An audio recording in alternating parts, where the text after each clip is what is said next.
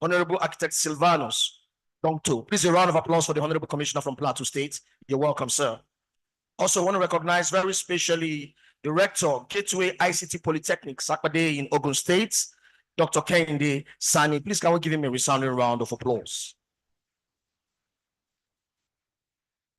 We have other guests that will be gracing this occasion. As soon as they come into the hall, we'll be recognizing them. But please, we want to specially recognize all members of council here present. Please, can we give them a resounding round of applause? They are all over the place. We can't start calling all of you by name, but you know yourself, and we're very appreciative of what you're doing for our institution. Also, Your Excellencies, we want to recognize very specially the Chairman, Board of Fellows, and all our fellows of our institution. Please, can we give them a resounding round of applause? Elders of our great institution, wherever you're seated, we recognize you. You're all welcome. Also, we have the Registrar of SVAB here with us. It's a surveyor and valuer, Janet Shell. Please, can we give her a round of applause? And the host chairman, our capacity chairman that has been keeping us entertained for the past 2 days for our evening activity. Well, just words from the street are saying that they've never had the kind of what chairman's welcome party and cultural night you put together. Please, can we welcome as a surveyor and valuer, Otushika, our chairman of the Unity branch. Please, can we clap for her? Let's clap for her, please, if you're having a nice time. And also, all the executive members of the Unity branch, wherever you're seated, we recognize all of you. As soon as the names keep coming in, we'll be recognizing all our visitors. But very importantly, we have representing our keynote speaker, Professor Mohammed Adaya Salisu. He is the Chief Economic Advisor to the Executive Chairman of Federal Inland Revenue Services. Please, can we give him a round of applause? Professor Mohammed Adaya Salisu, wherever you are, please, can you indicate so that our ushers can bring you to your seat? He is standing in for our keynote speaker, Professor Mohammed Adaya Salisu. Please, wherever you are, please, can you make your way to the front row here so you'll be given your seat. Also want to recognize all our associates, the ones that have the majority, that's the highest constituency in our institution. Associates, please, can you give yourselves a round of applause? I'm a proud member of that cadre. Associates, our clap is supposed to be more than everybody's clap. Thank you. And we also have our probationers here. Students, members, students, are you in the building? All right, as soon as they join us, we'll recognize them. And also distinguished guests, our spouses, friends of this great institution, wherever you're seated, we recognize you. I will allow our sound guys to give us soft tunes while we get ready to proceed. You're welcome.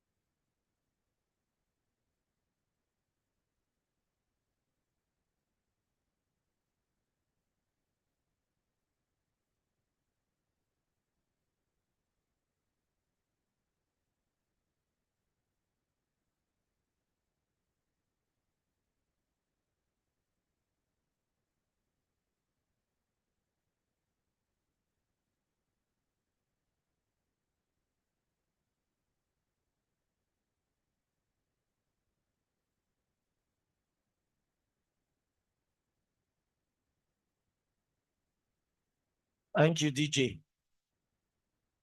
Your Excellencies, we want to recognize very specially the Chairman, Central Planning Committee, as a surveyor and valuer, Adamu Kashin. Please, a round of applause for him. He is the Chairman of the Central Planning Committee. We want to recognize all our unofficial members. We have the leader of the house here, as a surveyor and valuer, Lansa Ikenna Justin Agaji. Please, a round of applause for him, a fellow of our institution. We have as a surveyor and valuer, Aderele Fatima Olowo Kure, also an unofficial member. As a surveyor and valuer, Olushola Folari Abeji. It's nice seeing you, my boss. You're welcome, sir. Also a fellow, as a surveyor and valuer, Monday, because Yoma Ahiwe, you're welcome. As a surveyor and valuer, Emmanuel Akinwele Alao, you're welcome. SS of Young Value Motiu, Kolak Balogo, MKO, wherever you're seated, we recognize you. The man we call a white man. I cannot even see him. All right, wherever you are, we see you. We have SS of Young Value Oluwatoyin Aluko. You're welcome. SS of Young Value Dotsun Bamibola, unofficial member. You're welcome. SS of Young Value Omotola Omowumi Ahamioji. You're also welcome. Members of the unofficial members, we have SS of Young Value Oyini Oladipupo Olagoke. Wherever you're seated, we recognize you. And also SS of Young Value Janet Shield. You're welcome. So can we get the sound now?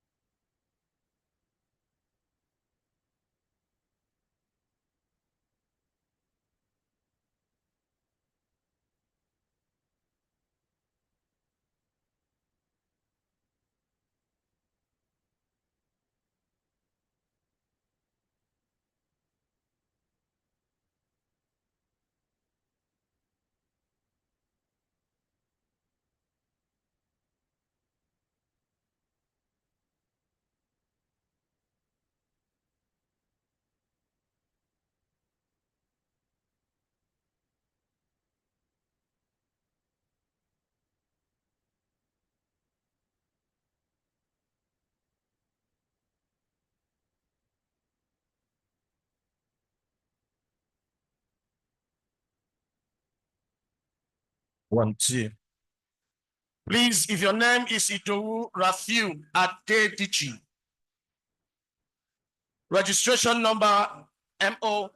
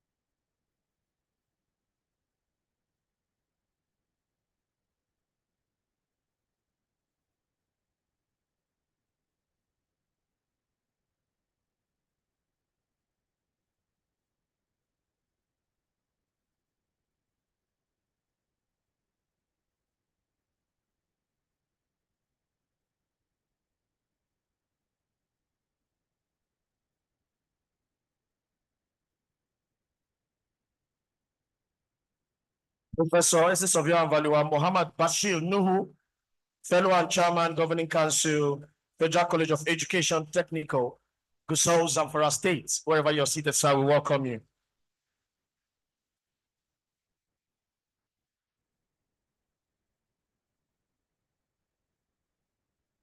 Announcing the arrival of our president and our guests, representing the Honorable Minister of Housing and Urban Development, Federal Republic of Nigeria, our host minister and guest of honor for this occasion, His Excellency Architect Ahmed Musa Dangiwa, a fellow of the Nigerian Institute of Architects, ably represented by Town Planner Dr. Edna Demitobi, Special Assistant, International Cooperation and Partnerships, to the Honorable Minister, Federal Minister of Housing and Urban Development. Please can we give her a round of applause? You're welcome, ma'am.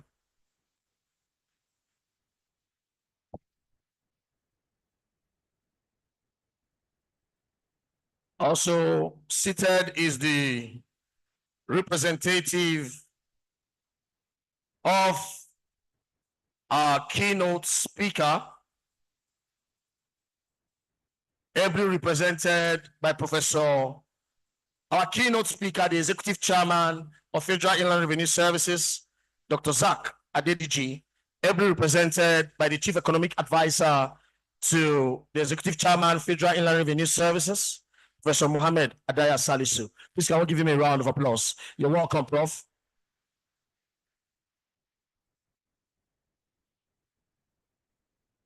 Also, just getting words from our president that the Honorable Minister for Housing and Urban Development is also representing the President of the Federal Republic of Nigeria, His Excellency Asiwaju Bola Ahmed Tinubu, JCFR, President and Commander-in-Chief of the Armed Forces, Federal Republic of Nigeria, who is our special guest of honor, ably represented by the Honorable Minister in the person of Town Planner Dr. Edna Demitobi. Your Excellencies, please can we rise for the Nigerian National Anthem? Our other guests are going to be joining us in the course of this event. Please, wherever you are, if you have the brochure, the National Anthem is on page 1 of our brochure. It's on page 1. Can you hold on, please? Can you hold on, please?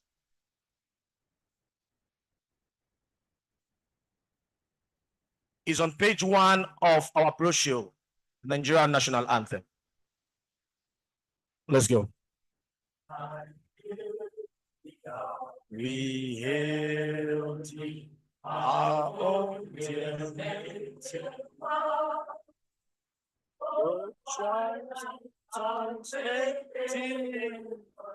In brotherhood we stand. Jesus all our God to serve our sovereign motherland. Our flag shall be our symbol, that truth and justice reign. in peace all to all. And this we count as dead to hand to our children, our God, without stay. O God of all creation, grant this our complete to build a nation where no man is oppressed, and so with peace and plenty, Nigeria. Amen. Please a round of applause for ourselves as we have our seats. May Nigeria be blessed. You are not saying amen, because the last time I checked, the foreigners that we have here, they are no more than 5. So I expect that amen to be a very thunderous amen. Like they say that amen is not born again. All right, Your Excellencies, distinguished guests, our president, the representative of the President of the Federal Republic of Nigeria, our royal fathers, fellows, past presidents of our great institution, distinguished guests, ladies and gentlemen. My name is SS Surveyor Valiwa Frank Oyakilome Richard, an associate of this great institution. The man that has adopted the name, the only master of ceremony, that's an SS Surveyor Valiwa. Today, we're gathered for the 55th conference, an annual general meeting of our great institution that has been tagged ABUJA2025. And the theme for this year's conference: transform, invest, thrive, optimizing real estate asset finance and taxation. Your Excellencies, to interest you to know that for 55 years, this great institution has been on the forefront of providing real estate and valuation services to our great nation, Nigeria. Wherever you're seated, a proud member of this noble profession, please can you give yourselves a resounding round of applause? 55 years is no joke.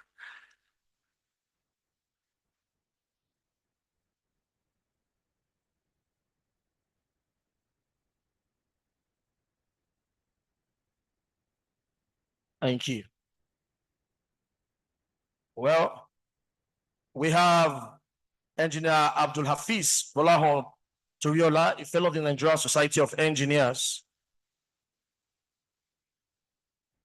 the Permanent Secretary from Lagos State. Please can we give him a resounding round of applause? Representing the Honorable Commissioner from Lagos State, you're welcome, sir. We recognize you. Also, we have the Program Director and Chief Executive Officer of PICNG, Mr. Michael Oluwagbemi. Please a round of applause for him. You're welcome, Mr. Michael. As our dignitaries are coming in, we'll be recognizing them. I've been told most of our people are joining us in the course of this event. Lots of things happening in the country at this time. So as soon as they join us, we'll be recognizing them. Distinguished guests, for 55 years, we've set the record straight. We've kept our head above waters. And it is no longer news that among the Committee of Professional Bodies in Nigeria, our profession stands tall with our shoulder high. Please serving to give ourselves a round of applause for our achievements over the years. We have members of our institution cut across different sectors of the economy of this great country, from the political firm to every part of this country. And they always tell us, as an SS Surveyor and Valuer, you are a jack of all trades, you're master valuation. And today, it speaks to that truth. To welcome all of us on this great occasion and to give his welcome address, he is the 26th president of our great institution and chairman of council, a seasoned chartered SS Surveyor and Valuer, a business manager and transformational entrepreneur with managerial experience spanning over 3 decades in the real estate industry. He holds a Bachelor of Science Estate Management from the prestigious Obafemi Awolowo University, Ile-Ife, Nigeria, and University of Reading, England. He is and remains the first Black person to attain the position of Executive Director in the firm of Wilmot Chartered Surveyors in London in 1999. The Senior Partner and Chief Executive Officer of Nelson Tope Alonge, a firm of asset surveyors and valuers. The Chief Executive Officer of Willows Projects Limited.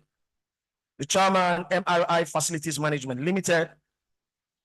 Was Vice Chairman SVABON. In that role, he led the process that delivered our first ever Nigerian valuation standard. He deserves a round of applause, Your Excellencies.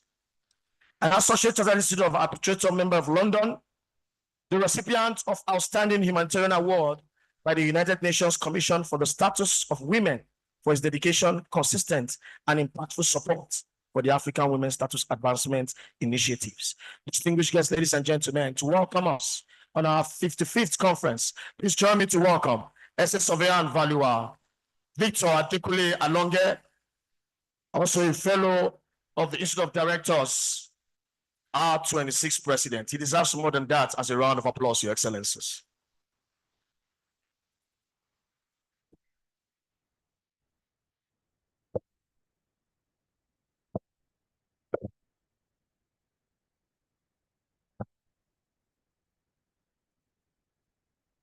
Your Excellency, the President of the Federal Republic of Nigeria and Commander-in-Chief, Shivaji Bola Ahmed Tinubu, GCFR, ably represented. Your Excellency, the Senate President, Senator Godswill Akpabio. Your Excellency, the Right Honorable Abbas Tajuddin, GCON, Speaker, House of Representatives, Honorable Ministers, particularly the Minister of Federal Capital Territory, the Minister of Housing and Urban Development, our guest speaker, Dr. Zacchaeus Adelabu Adediji, a special advisor to the President on Revenue and Chairman of Federal Inland Revenue Service.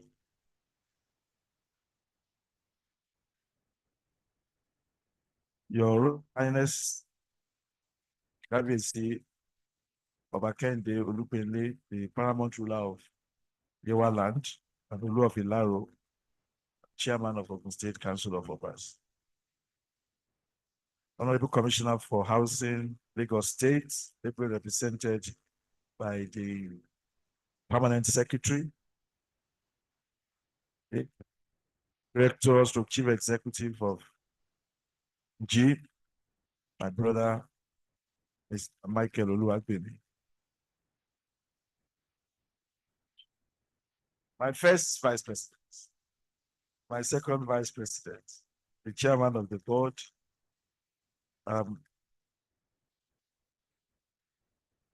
Board of Trustees members, past presidents, council members, please, other invited guests, please permit me to stand on the protocol already established by the MC.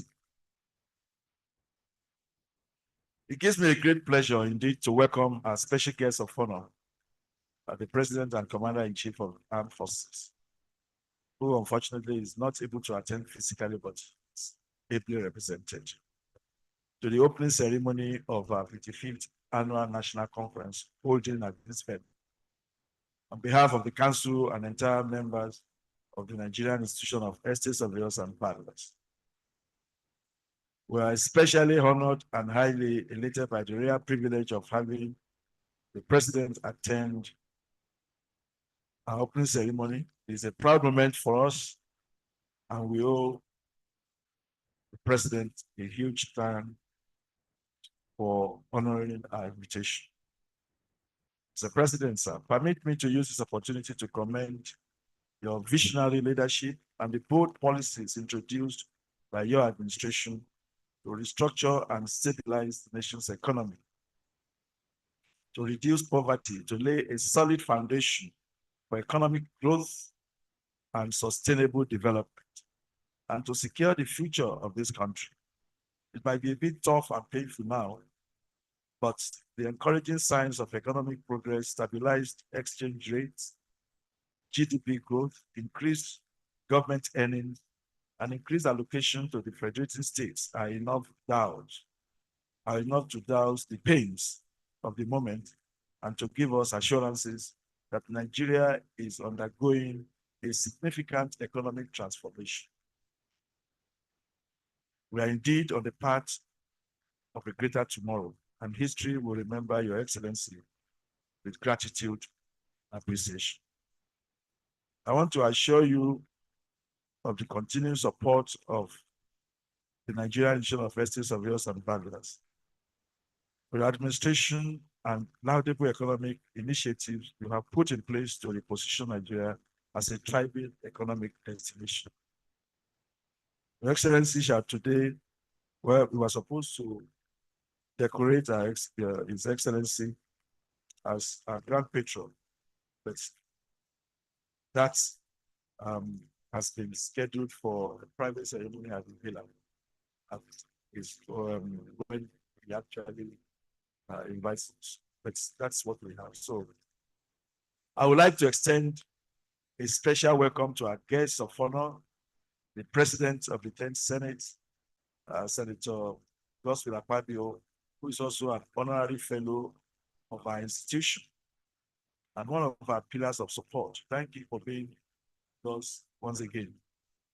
I also want to welcome His Excellency, Honorable Tajuni Abbas, GCM, the Speaker, House of Representatives. We are truly grateful to you for coming. Unfortunately, these personalities are not physically here. There is a huge assignment they are undertaking at the National Assembly. The tax reform bill, I think it's entering its final listing today. It's huge. And that's why even our guest speaker is not able to attend, because it's got to be there. It's a major assignment. Unfortunately, it fell into our opening ceremony, so they are not here. And again, the Senate President called me yesterday to say Dr. Chief Edwin Clark was once a senator, and today they are bringing his body to the National Assembly, and they will have to also respect him. They have a tradition at the National Assembly. So we are expecting their representatives, so they are not here. So I welcome Your Excellencies, guest speaker, invited guests, and distinguished personalities to our fifth National Annual Conference holding in the Nigerian seat of power, a city adorned with extraordinary urban landscapes, landscape blend, unique architecture, natural setting, and cultural elements. An environment that seems almost too fantastic to exist in reality. I'm highly elated to see you present. I offer my sincere gratitude on behalf of our institution to you for taking time out of your very busy schedule to be here with us today. Mr. President, Excellencies, and distinguished invitees, NAICA National Conference has established itself as a premier gathering for cutting-edge insights into the power of real estate to build wealth, transform the society, and drive national development. As the real estate landscape continues to evolve, events like this conference continue to serve as pivotal platform for real estate practitioners, industry experts, and critical stakeholders to come up with initiatives tailored towards refining real estate practice and business for value delivery. While it is not within my purview to encapsulate the breadth and depth of our full deliberation within my opening remarks, kindly allow me to outline the overarching goal this unparalleled opportunity represents for our nation. Just as the founding fathers of our institution started 55 years ago, we converge on the city of Abuja this year in the spirit of visionary critical stakeholders at this landmark event to explore and scrutinize ideas, assess perspectives, highlight catalog, and scale up solutions to challenges of real estate investment and finance. This conference shall identify and explore grounds for real estate industry's transformation, opportunity to thrive maximally, and ultimately enhance government revenue through taxation as we deliberate on the theme of the conference, transform, invest, thrive, optimizing real estate, asset finance, and taxation. The 2025 conference of Niesv has been strategically designed to transcend our accustomed trajectory. More emphasis is on innovation with a vibrant and sustainable development in view, even as we highlight and articulate options that enhance a thriving real estate business while adapting to the ever-changing global business landscape, which is strong and pervasive interconnectivity of business, markets, and people. This conference is a moment of imagine and to lay the groundwork for long-term economic stability and growth, benchmarking of real estate. Our compelling situation has mandated critical stakeholders to strategically re-engineer the nation's economy for sustainable development and prosperity. This occasion summons us to contemplate the full range of possibilities and benefits that will be unleashed by optimizing real estate asset taxation. Policy regulation, particularly on taxation as they affect real estate finance and investment, will be addressed and assessed within the framework of our existing laws, tailored in alignment with the theme of the conference. It is time to cut through creativity, precision, and sound initiative. Consider the depth of knowledge, competencies, and exposure of the guest speaker, Dr. Zacchaeus ABUJA2025, Special Advisor to the President on Revenue and Chairman of FIRS, and other highly experienced, successful, and resourceful speakers from both the public and organized private sectors, spanning national and international levels. We are no doubt set for a highly impacting and enriching outing. I'm fully persuaded that through their robust highlights of the key points, transform, invest, thrive, optimize real estate assets, finance, and taxation, we shall accomplish the aim and objectives of this conference. I enjoin delegates and participants to attend the plenary and all other sessions in order to take full advantage of the opportunity offered by this gathering.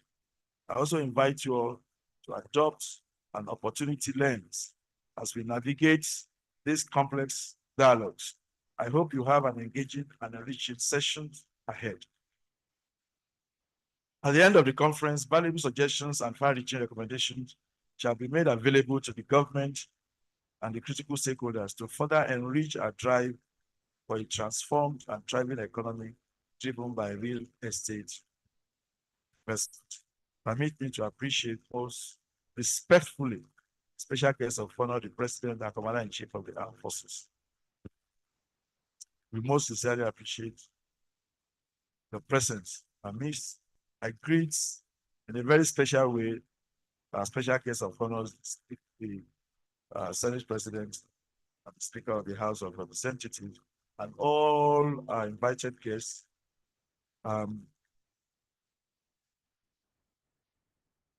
thank you so much for attending. I want to thank our supervising minister, architect, who is unable to attend because United States as we speak, all his team, for his continuous support. I wish to assure you of our resolve to continue to contribute and put out the development of the ministry and the realization of its objectives. Senior government officials, representative of government, I appreciate you all. Let me also appreciate our keynote speaker and thank him for taking his time, not just attending, but also making sure that FIRS actually participate in this conference as a major sponsor. I think FIRS is at the round of applause, please.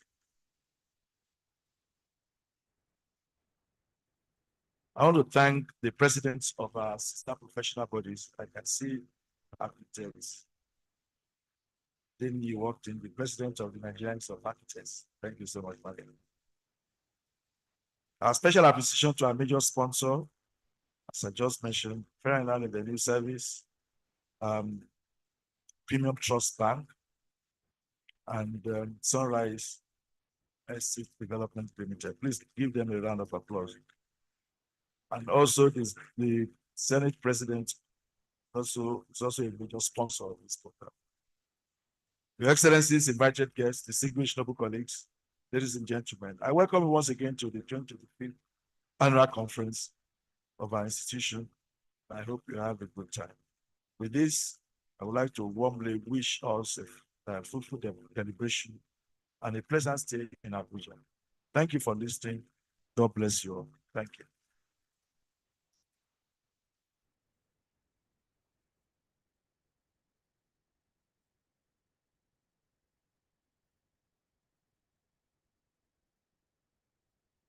Please, it deserves more than that as a round of applause. Our 26th president. Thank you, Mr. President. Well, while he was giving his speech,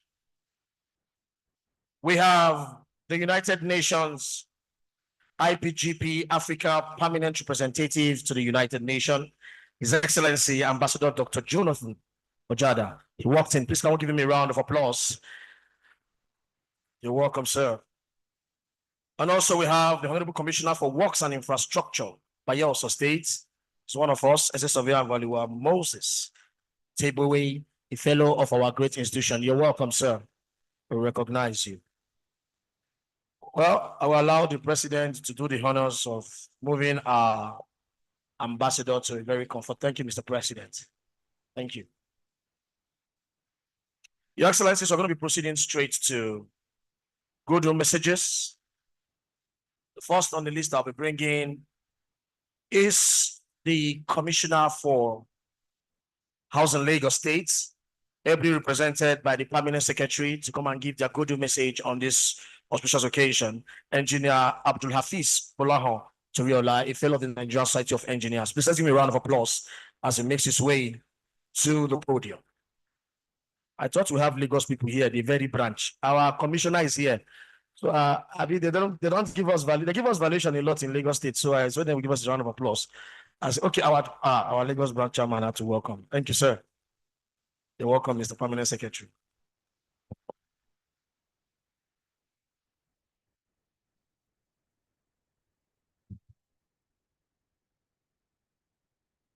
The representative of the President, Federal Republic of Nigeria, also the rep of the President of the Senate, and other guests invited. But it's important that I also recognize the President of Nigeria Institute of Estates, Surveyors and Valuers, and the elders of the council, and also the participant. Before I have furtherly rest on the well-established protocol laid by the President, I, on behalf of the Honorable Commissioner for Housing Lagos State, it's our pleasure to participate with the Institute on the 55th annual conference of the association. As you all know, Lagos State is very, very germane when it comes to real estate and valuers because of the role Lagos State play. Despite the landmass of Lagos State, which is about 0.4 of the landmass of Nigeria, the population is there. And there is no way you will not continue to be proactive to be able to solve challenges of shelter in Lagos. And that's why Lagos State has always been partnering with the private sector to bring the dividend of democracy. So I will not take much of our time.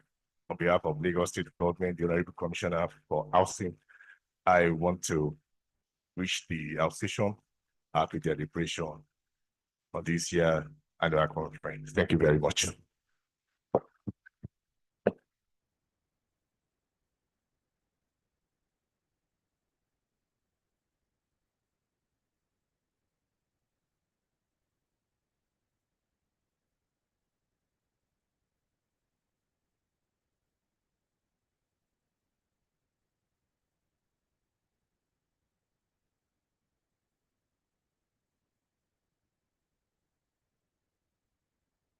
Thank you very much, the Permanent Secretary. All the way from Center of Excellence. Even your voice shows that you came from the Center of Excellence. You're welcome, sir. Okay, we also have with us here the President of the Nigerian Institute of Architects, the president, one of the female presidents of a professional body in Nigeria. Please, can we give her a round of applause? She wants to greet our president before she makes her way. One of the very lovely professionals making their mark in our great country. Your Excellencies, we're going straight to the next goodwill message that will be coming from the 17th president of our great institution and also the chairman of SVABON. Please join me to welcome very specially for his goodwill message on this auspicious occasion as a surveyor and valuer, Asiwaju Dosu Fatoko. Please can you give him a round of applause? He is one of the elders of our great institution and is coming to give a goodwill message on this occasion. Yes, somebody is there. You know, when you get to that age, you cannot be. He's a very smart man. You know, he needs some.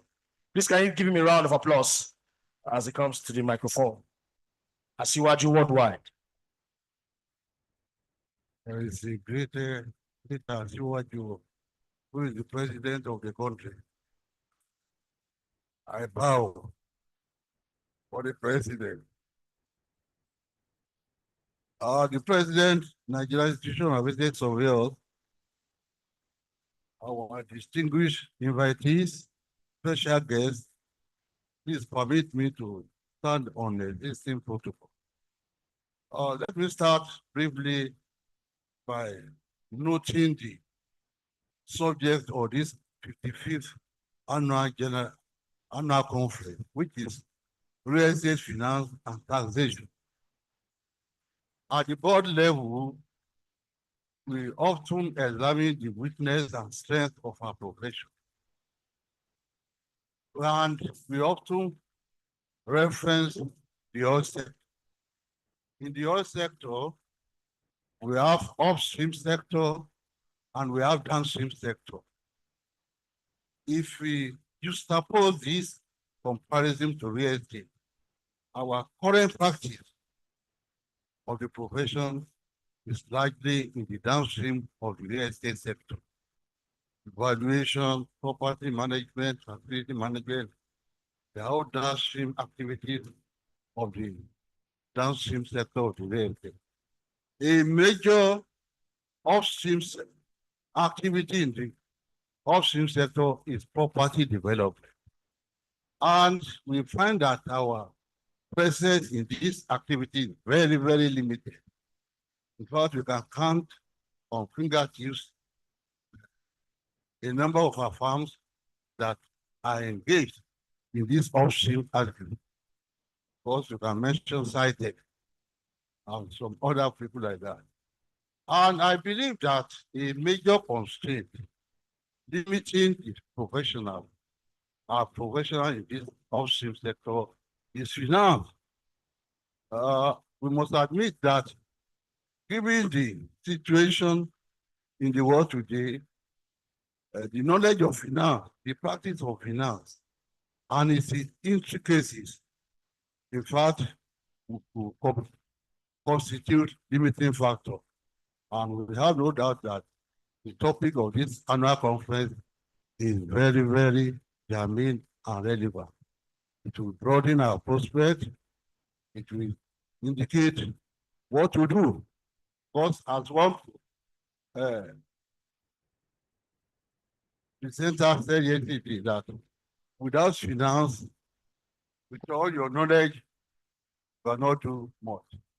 So we thank the institution for driving on this topic. It's very, very relevant. What do I have to say again? Just to congratulate the president and the council on this conference. You are making progress. As a colleague observed yesterday, the institution is expanding and the capacity to manage the institution of the profession is equally expanding. So I congratulate the president, the council, and we congratulate ourselves. And as your regulator, we are really happy with the institution. We even in fact observe that we are penetrating the sector of the society that matters, the power that be, and that's very, very, very important. So I welcome you. I thank you all. I hope we all enjoy the conference. Thank you very much. Our 17th president. Thank you very much, sir. He just told me now that he's not the Asiwaju worldwide. His Asiwaju stops around Niesv and Niesv. We recognize that very much, sir. Thank you very much. Our own past president and the chairman of SBABON. Next, Your Excellency is coming to give a good message. She is the president of the Nigerian Institute of Architects, Architect Mobolaji Adiola Adeniyi. She's also a fellow of the institute. Please, can we give her a round of applause as she comes to give a good message? While in Niesv, we are still getting up to have a first female president. I thought the Niesv women will clap better, so that you will use this as a point of contact. That you will now be prophesying as a women's wing. Just as the architects have a president, we believe in our time it will happen. We also have a female president of Niesv. Maybe that's after Nigeria has gotten a female president. Please, can you give me a round of applause as they come up? Thank you very much, President NI. Thank you very much, MC, and good morning. I'd like to specially recognize the president of the Nigerian Institution of Estate Surveyors and Valuers, and all the very important distinguished guests seated. And of course, all the estate surveyors in the house. I greet you very warmly. I greet you as the president of the Nigerian Institute of Architects and the second woman in 65 years of the existence of the NIA. I say that to encourage my sisters in the Institution of Estate Surveyors so that you come up. I'm expecting the first president, female president of this institution. All the ladies in the house, let's clap for that. And I want to assure you, not only the women, but all Nigerians, that you put a woman in a position, you can expect the best. I have a mantra. I hope the men are listening. The best man for the job is a woman. So ladies, I expect to see you all on top. On behalf of the Nigerian Institute of Architects, I extend very warm greetings to the Nigerian Institution of Estate Surveyors at this conference themed Transform, Invest, Thrive, Optimizing Real Estate Asset Finance and Taxation. It's a very important topic, and I've joined you as an architect so that I can also glean in the knowledge that will be shared at this conference. I believe we're at a time in this nation where professionals need to be on top of their game. We're the ones that are supposed to be driving the transformation that is needed in this country. So I want to see us in this conference rising up to become transformers. Let's transform the built environment of this nation. Let's invest. Let's study about how to invest and get things better for all of us, and let our professions thrive. We commend your focus on innovative strategies for real estate growth and development. You know, I always say whenever I have a chance, when I get to the midst of estate surveyors, the architects do all the work, the estate surveyors make all the money. I think we feel safe to leave our projects in your hands. We see you're doing a good job, and we continue. Thank you very much. We continue to look forward to more collaboration. The way to go is for us to collaborate. Architects, engineers, estate surveyors, quantity surveyors, builders, town planners, let us all get together, collaborate to make things better for the built environment. Thank you for inviting me.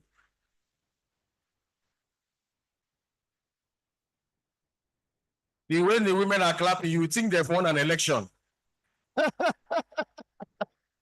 Thank you very much, the President, Nigeria Institute of Architects. Well, one of the things that I got from that speech, she said after 65 years, that is 10 years older than Niesv. Well, what God cannot do does not exist. Yeah. Also, it's also interesting to know that we are the first professional body that have a women's wing. NIA, they don't have that one. So you see that we've put our women front before anybody else. So Niesv, can we give ourselves a resounding round of applause? Thank you. Thank you. While she was giving her speech, one of our major sponsors at this year's conference, and one of our guest speakers, the managing director of Premium Trust Bank, Mr. Emmanuel Emefienem, the commander of the Order of the Niger, a fellow to that Institute of Bankers, walked into this building. Please can you give him a round of applause? You're welcome, sir. He is one of our major sponsors at this year's conference. It's nice seeing you again, sir. I nearly told my president that you're also a pastor. I said, let me hold on. Maybe that party doesn't know yet. It's nice seeing you. Pastor, President, you know already. All right. Your Excellencies, we've come to another part that we love so much. One man that every time you see him is an epitome, represents what we stand for as an institution. No wonder he attained the throne that he's sitting on right now. He is our royal father for today, and by divine providence, he is also an estate surveyor and value. He will be coming up to speak to us and also release royal blessings on this year's conference. He is the paramount ruler of Yewa land, the chairman of the State Council of Obas, the Olu of Ilaro, His Royal Majesty, estate surveyor and valuer, Dr. Oba Kehinde Olugbenle, MFR. Please, yes, you, as he makes his way to the podium to give a good message. When I started, I told you that in every facet of human endeavor, you will see an estate surveyor and valuer. That's why the NIA president say, when they finish do all the suffer, we do the enjoyment. We are soft people. It's only soft work that we do. Please now give another applause as he comes up. You're welcome.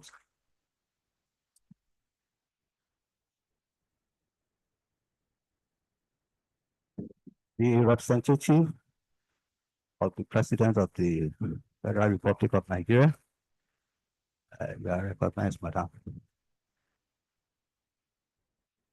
My President, Mr. Kunle Alonge, I want to appreciate you and also appreciate the members of your council. Other distinguished eminent guests of honor here, my fellows and other distinguished local colleagues here, I bring warm greetings from Ogun State and from the throne of Olu of Ilaro and paramount ruler of Yewa land. I'm currently the chairman of Ogun State Council of Obas, and also the only surveyor that have no other job to do than this profession. I'm not a contractor. I don't parade government office for contracts. I don't have any other job than what has brought all of us together to this conference. And that is why I still count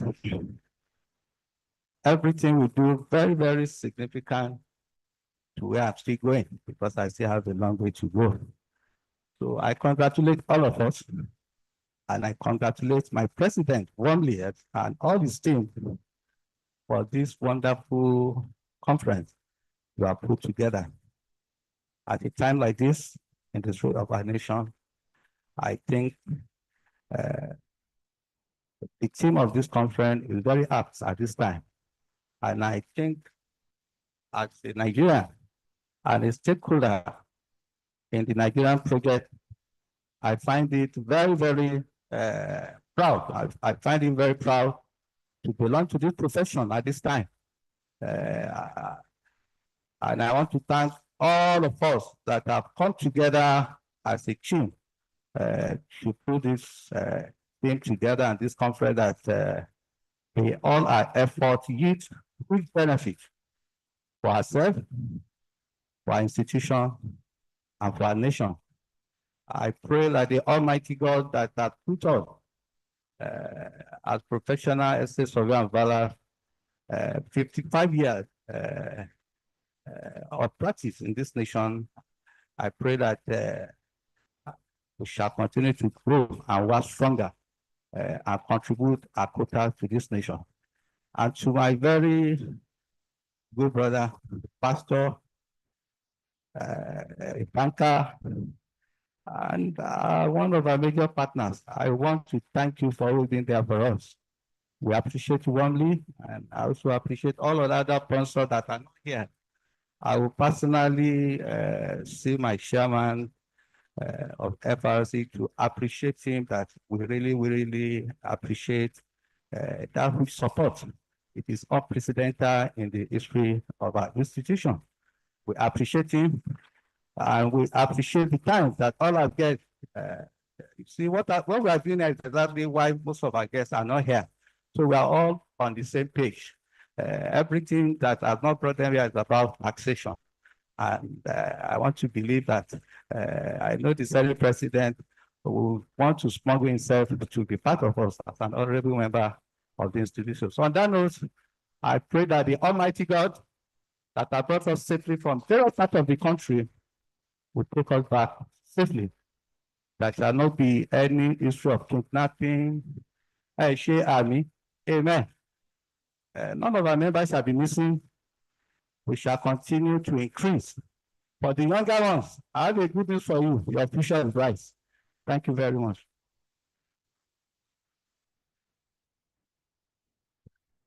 How do we respond to that? Yes, you. Please, let's give me a resounding round of applause. Wow. He also gave us royal blessings. He said our future will be bright. I said a very big amen to that one. Oh. Thank you, Kabiesi. Well, while he was giving his good message, we have the former chief of staff to Imo State government and governor. He is also the president, Ogumba Center for Leadership Development, Africa. His Excellency Ogumba Uchewon. So please a round of applause for him. You're welcome, sir. It's nice seeing you. You're welcome. We have a honorary fellow also here with us, celebrating with us on this auspicious occasion, Mr. Yemi Ido. You're welcome, sir, wherever you're seated. We recognize you spatially. Next up, to give a good message, one of our guest speakers at this year's conference. It's only right for us to bring him up to give us a good message. You heard when the KBC was speaking, showing encomium on him. Groundbreaking, in nets breaking and boat sinking support he gave for this conference. And he has been given to this institution. Please join me to welcome the Managing Director of Premium Trust Bank, Mr. Emmanuel Ife, a commander of the Order of the Niger, a fellow Chartered Institute of Bankers, as he comes to the microphone. Also, one of our speakers for yesterday is still here with us, Mr. Jonathan Kohler. Please can we give him a round of applause? I see him sitting behind our president, coming all the way to join us. Mr. MD.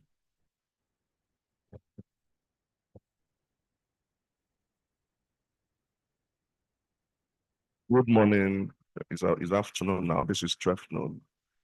Good afternoon, everyone. I want to request that you permit me to stand on already established protocol, but I must recognize the representative of the President of the Federal Republic of Nigeria here present, and also acknowledge the President of the Nigerian Institute of Estate Surveyors and Valuers, my very good friend and brother, Victor Alonga.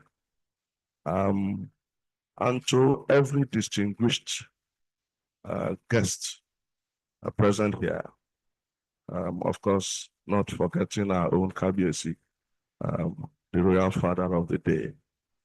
I want to appreciate the leadership of this highly esteemed association for putting this conference together in a time like this. If you look at the theme, transform, invest, drive, optimizing real estate asset finance and taxation, you will agree with me that this is a theme that concerns and is very apt for every one of us at this point in time.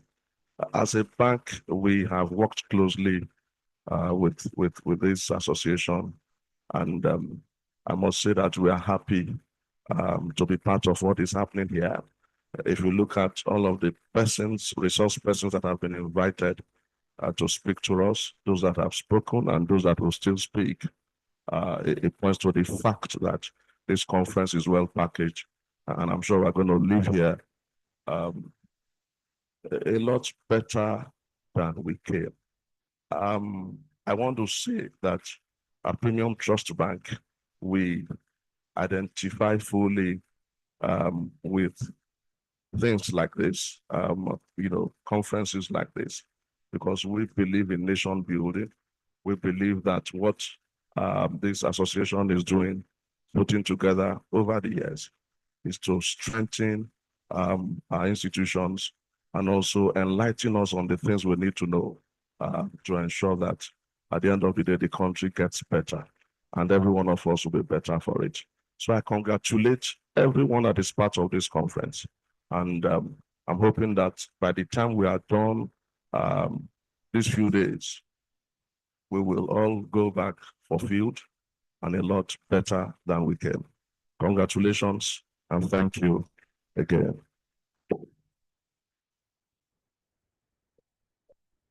Thank you very much.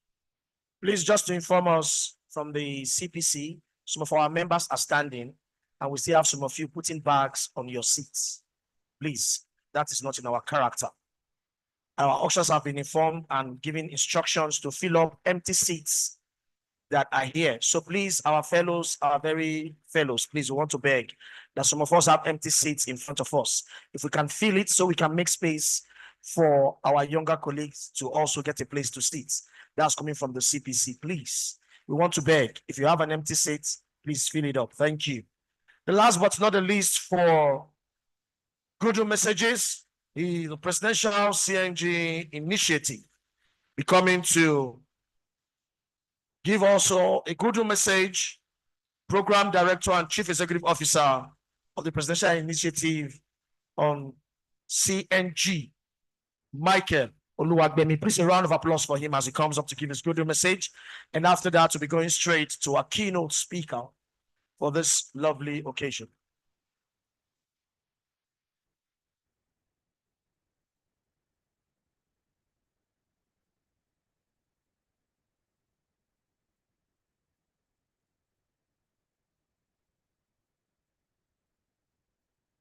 Good morning, everybody.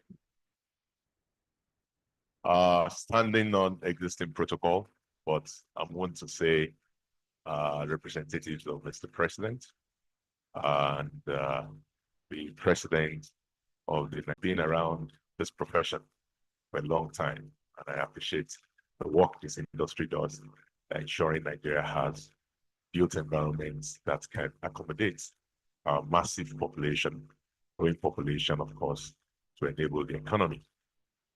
The presidential CNG initiative, we're very proud to be associated with you. Our work there is to ensure sustainable transportation for all Nigerians. The keynote speaker that is invited, Dr. Zach Adedidi, also happens to be our chairman. And in there, you can see the reality that the combination of a thriving environment for transportation and the built industry enables the economy and, of course, unleashes finance and, of course, enables revenue for the government, which is called taxation. All of these are topics of discussions during this conference, and I look forward to healthy participation. And if you do have a chance or a moment, you can take a look at some of our assets out there, the CNG bus, as well as the EV buses, representing the future of transportation for this country. New built environment that you will enable. Thank you. Wishing you all successful deliberations. God bless you. Lovely speech. Thank you, sir. Mr. President of our great country, represented ably, our very own president, your excellencies. We want to go to the keynote lecture, a lecture to be delivered by Dr. Zach Adediji, the Executive Chairman of Federal Inland Revenue Services. We call him the #1 tax officer of the country. And to do that on his behalf is the Chief Economic Advisor here with us. You know, when the chairman sends your professor to come and deliver a keynote lecture, please join me to welcome Professor Mohammed Adaya Salisu as he comes to present the keynote lecture of our keynote speaker. Please a round of applause for him as he makes his way to the microphone.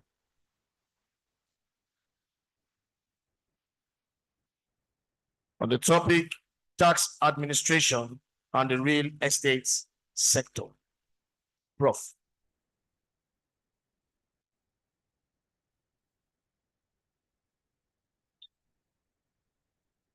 Good afternoon, all.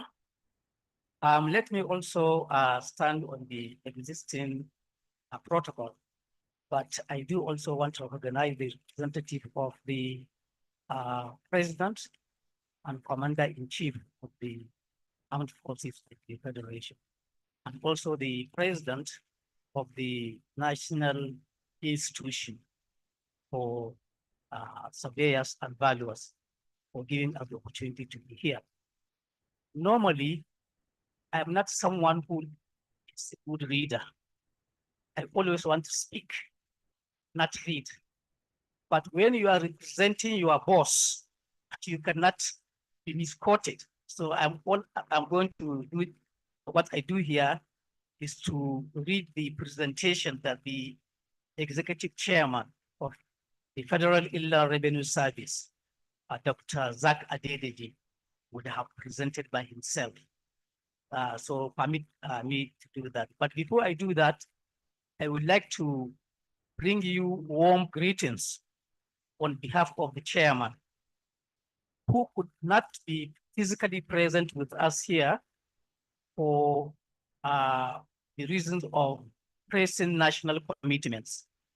However, he conveys his sincere appreciation to the leadership of this association for the invitation extended to the service, and he has therefore asked me to represent him at this important gathering. So let me first commend the organizers of this year's annual conference for the thoughtful and timely theme, which is real estate finance and taxation.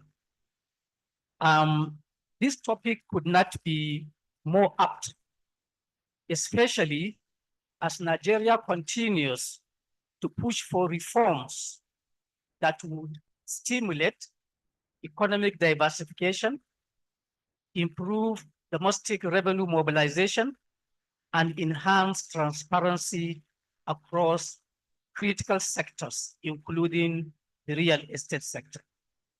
As you all know, the real estate sector is a vital component of our economy, not only just in terms of physical infrastructure or wealth preservation, but also as a significant contributor to job creation, urban development, and national revenue.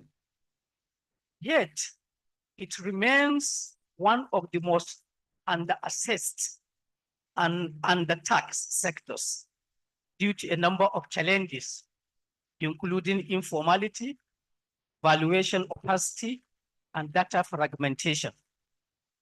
So FIRS is committed to working collaboratively with you and other stakeholders to change this narrative. And under the leadership of our dear chairman, we have, or the FIRS has adopted a customer-focused, data-driven approach to tax administration. And this includes deploying technology to track activities, improve taxpayer education, and foster interagency synergy to close tax gaps, particularly in high-value sectors, such as the real estate sector. So the executive chairman of FIRS assures you that the FIRS sees professionals in your industry, not just as taxpayers, but also as partners in nation building. And we need your expertise to standardize valuations, enhance transparency in property transactions, and advocate for a tax-compliant culture in the built environment. So as you deliberate over the coming days, the executive chairman of FIRS encourages you to reflect on the role of your profession in shaping a fair and efficient real estate market, one where value is clearly defined and both government and private investors benefit equitably. So FIRS stands ready to engage with you through technical working groups, training collaborations, and policy dialogues so that we can move the real estate sector forward. So on this note, please permit me now to read the keynote lecture of the executive chairman of the FIRS. I have already earlier shared a soft copy of the lecture with the president, so I am sure he will circulate it to all of you. So it goes like this. The real sector remains one of the significant sectors in Nigeria's economy, and it has gained a noteworthy attention. According to the GDP report, Gross Domestic Product report, recently released by the National Bureau of Statistics, NBS, the real estate sector grew by about 15.39% in nominal terms, not real terms, in nominal terms, in the fourth quarter of 2024, contributing about 3.77 trillion naira to the gross domestic product of Nigeria, which is equivalent to about 5% of GDP. So it's not an insignificant sector. It's a very, very big sector, making this a significant contribution to the GDP. So this, however, contrasts sharply with the observed growth rate of just 2.5% recorded in the fourth quarter of the previous year. That's the nominal term story. In terms of real terms, which is the nominal GDP of the real estate sector, discounted or deflated by inflation rate, the average growth rate of the real estate sector stood at about just 1.2% during the period 2022 to 2024. However, this aggregate average growth figure masks considerable variation in quarterly data in the real estate sector, which ranged from 0.86% in the fourth quarter of 2024 to 1.87% in the third quarter of 2023. So it is noteworthy that the contributions of the real estate sector has also increased further following the recent rebasing of the gross domestic product that took place, as the sector now ranks as the third largest subsector in Nigeria's economy. It overtook the crude petroleum and gas sector, which now ranks fifth, accounting for 5.2% of GDP. So the reasons behind the optimism about the real estate sector are not far-fetched. The expansion of the real estate market is believed to be fueled by rapid population growth, particularly city growth and urbanization, industrialization efforts, government policy interventions, and improvements in the overall economic environment. With the growth in the population of Nigeria, which is expected to hit about 400 million people by 2025, demand for housing, particularly luxury properties in major cities, is expected to grow further. The sector's value is also being driven by high net worth individuals, both Nigerians and expatriates, who are increasingly seeking high-end residences. In addition, it is believed that the ongoing efforts at improving the provisions of accurate geospatial data and the adoption of digital technology, such as the blockchain, the contribution of real estate sector to the economy is expected to grow considerably. The real estate sector is undoubtedly now playing and will continue to play a central role in Nigeria's economic transformation. The sector's growth, I believe, aligns with broader government's developmental policies and goals.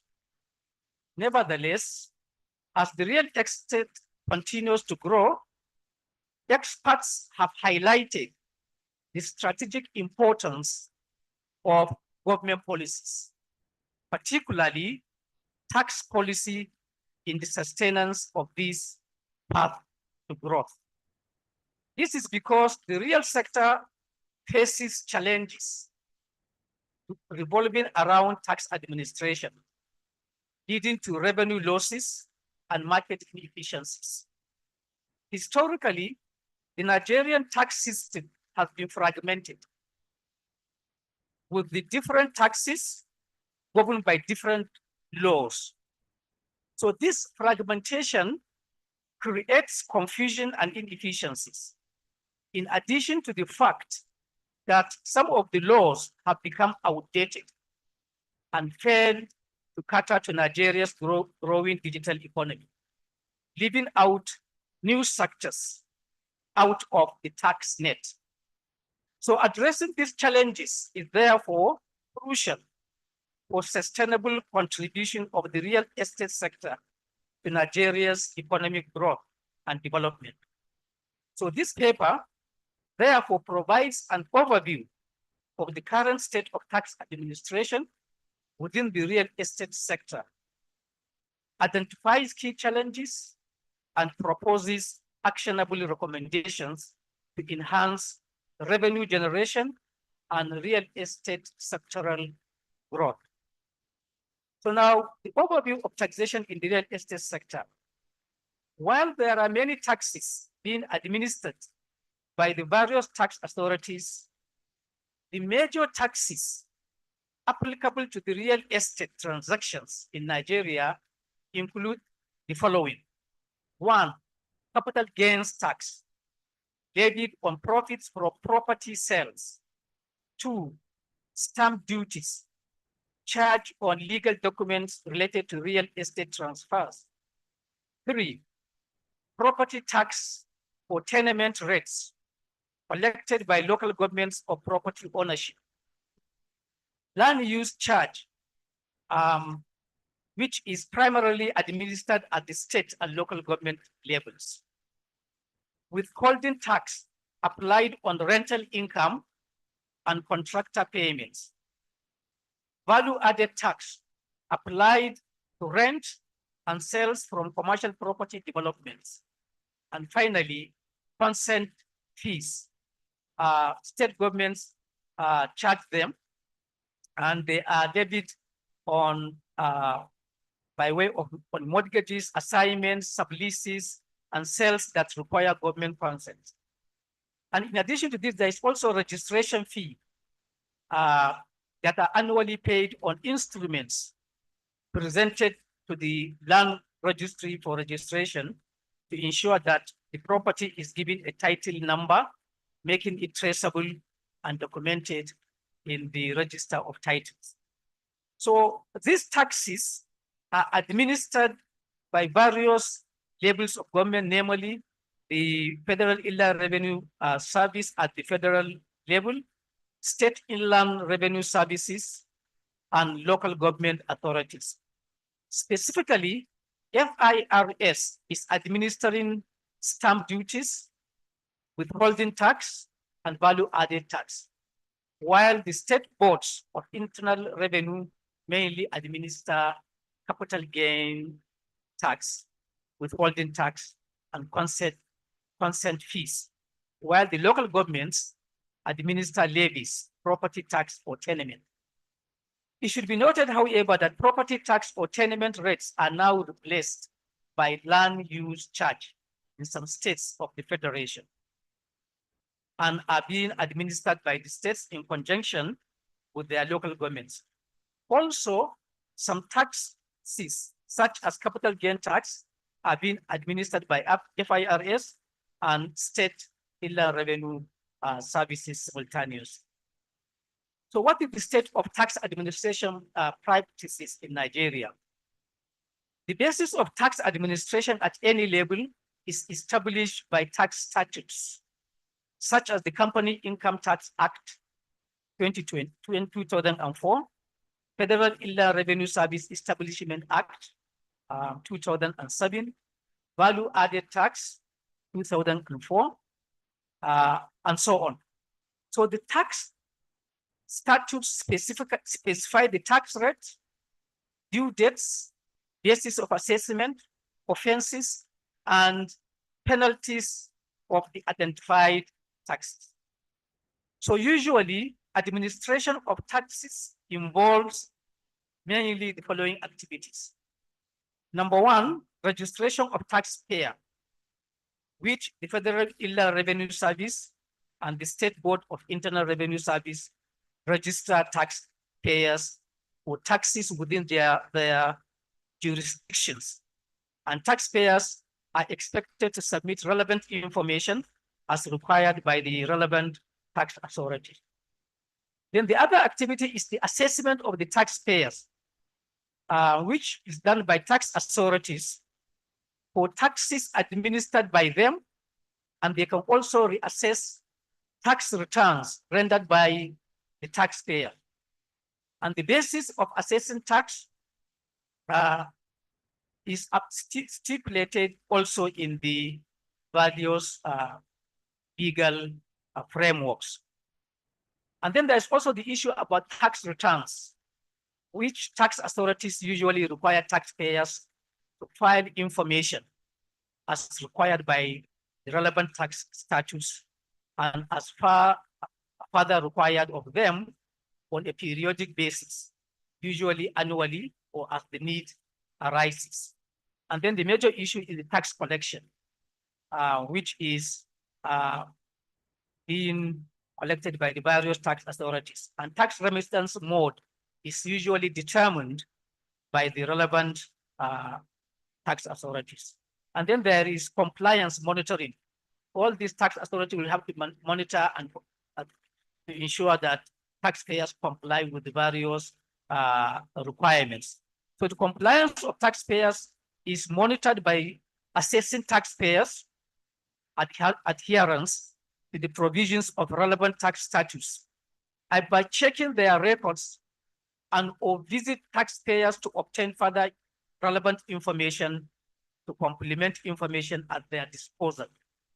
And then there is the issue of enforcement, which is carried again by the various tax authorities to ensure that taxpayers comply and do remit their taxes accordingly. In addition to this, there are other activities which include taxpayers' education and enlightenment or awareness, and any other activity that is related to the improvement of the efficiency and effectiveness of taxation. So these are some of the activities that tax administration authorities do engage in to make sure that taxpayers in various sectors comply and pay their various taxes. However, there are challenges in this tax administration, particularly in the real estate sector. So these include one, the prevalence of multiple taxation in the sector. And this we have alluded it in the introductory remarks that I just made. So real estate transactions are subject to various taxes, including capital gains tax, which I mentioned earlier, stamp duty, land use charges, and value-added tax. This multiplicity of taxation increases the cost of property development and ownership, potentially determining investment flows in the sector. Two, there is also the issue of informality, non-documentation, and data deficiency in the real estate sector. Many real estate transactions in Nigeria are conducted informally without proper documentation and registration, making them difficult to track and tax. Estimates suggest that less than 15% of properties nationwide are titled, complicating tax assessment and enforcement. This problem is exacerbated by the too exorbitant nature of state registration fees in most of our states. Three, there is also the challenge of inconsistent valuation practices. Inconsistent and subjective property valuation hampers accurate tax assessments. Most states lack standardized valuation practices for the purpose of taxation. The absence of standardized valuation methods leads to discrepancies in property assessments, affecting tax equity and compliance. Four, problem with land tenure system. The 1978 Land Use Act has been criticized for its complexity and lack of clarity, contributing to the phenomenon of dead capital, which where properties that cannot be utilized due to unclear ownership. Five, overlapping jurisdictions. Like the issue of multiple taxation, that is the problem of overlapping jurisdiction. The involvement of federal, state, and local governments in property taxation creates confusion and inefficiencies. For instance, in Abuja, properties are taxed by both the Federal Capital Territory Administration and local municipal authorities. The same condition is present in most states. Six, weak enforcement mechanisms. Limited capacity and resources hinder the effective enforcement of tax laws, leading to widespread tax evasion. Seven, low awareness. Many stakeholders, especially in semi-urban and rural areas, are unaware of their tax obligations. And finally, limited integration of data between land registries, tax authorities, and financial institutions. These are also key challenges in terms of tax administration in the real estate sector. So, however, many of these challenges can now be addressed through the ongoing Nigeria tax reform bills that are now currently with the National Assembly, and they are concluding the finalization of the amendments to this law. So the foregoing problems notwithstanding, it should be mentioned and emphasized that most of the challenges highlighted in the real estate sector, pardon me, will soon become a thing of the past by the time the tax reform bills are signed into law and come into implementation. Some provisions of the bills are intended to address the long-standing tax-related challenges in the real estate sector. For example, the tax reform bills, once enacted, will exempt real estate transactions from value-added tax, a move aimed at reducing the cost of materials and housing.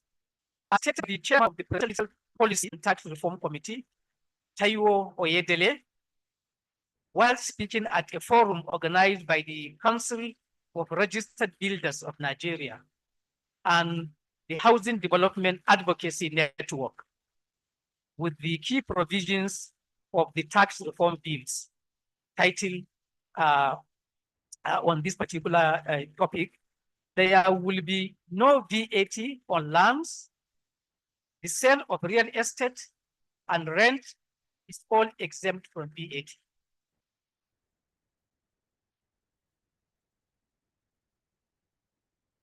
These issues have been areas of controversy in the past, and Oyedele further highlighted additional tax relief measures, including the exemption of stamp duties for rents below 10 million naira per month.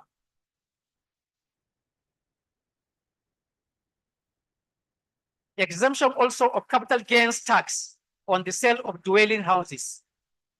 So this bill is expected to ease the financial burden on low-income earners and stimulate growth in the construction and real estate sectors.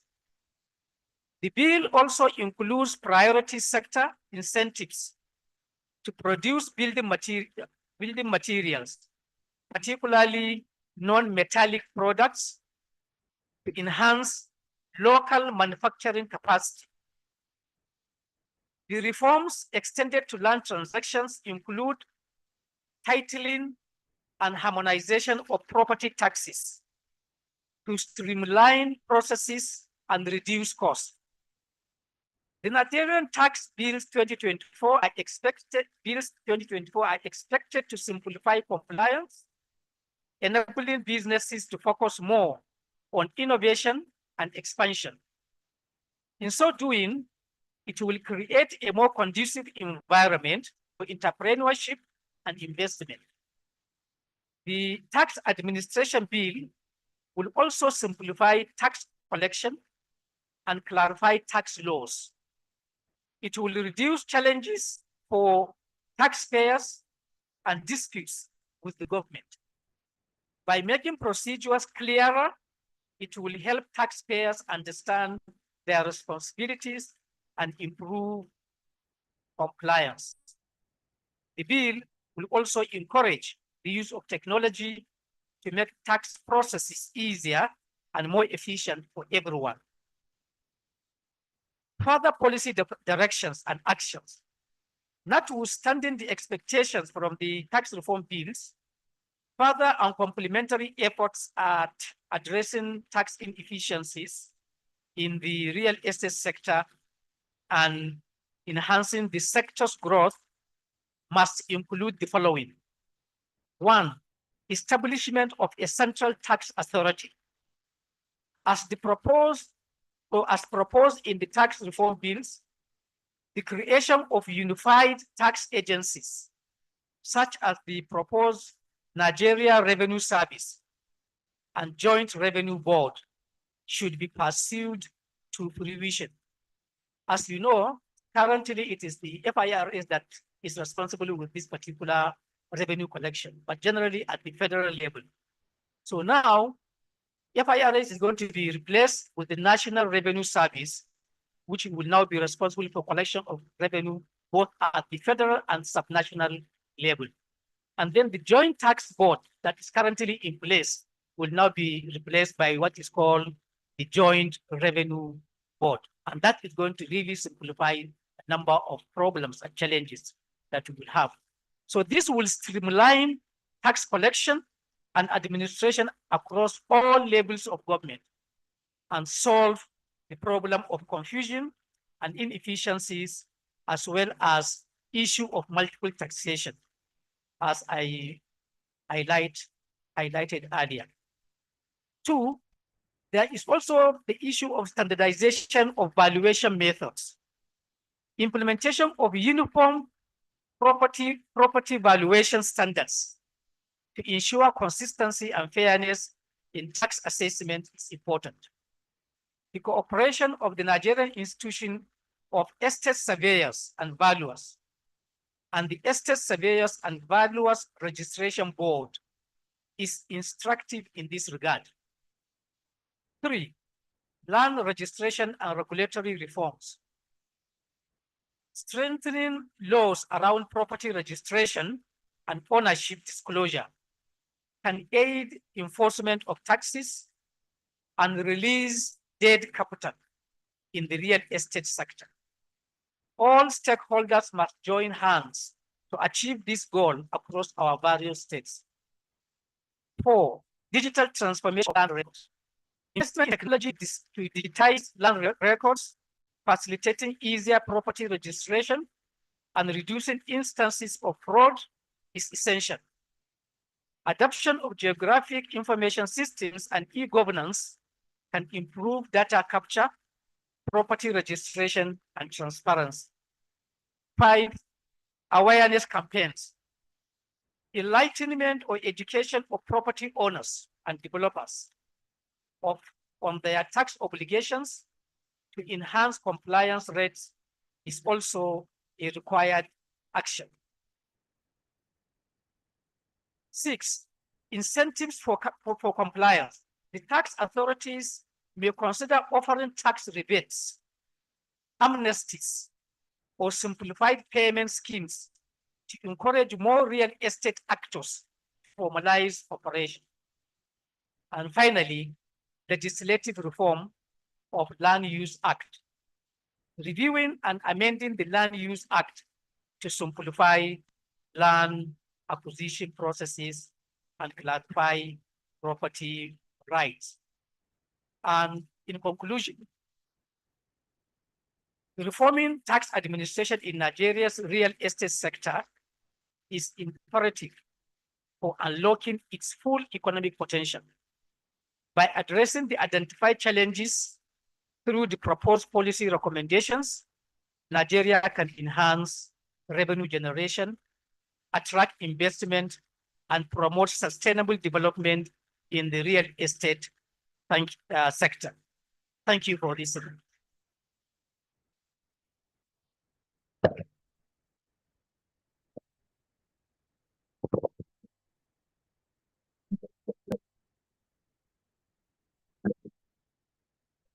Thank you very much, Professor Mohammed Adaya Salisu, Chief Economic Advisor to the Executive Chairman of Federal Inland Revenue Services.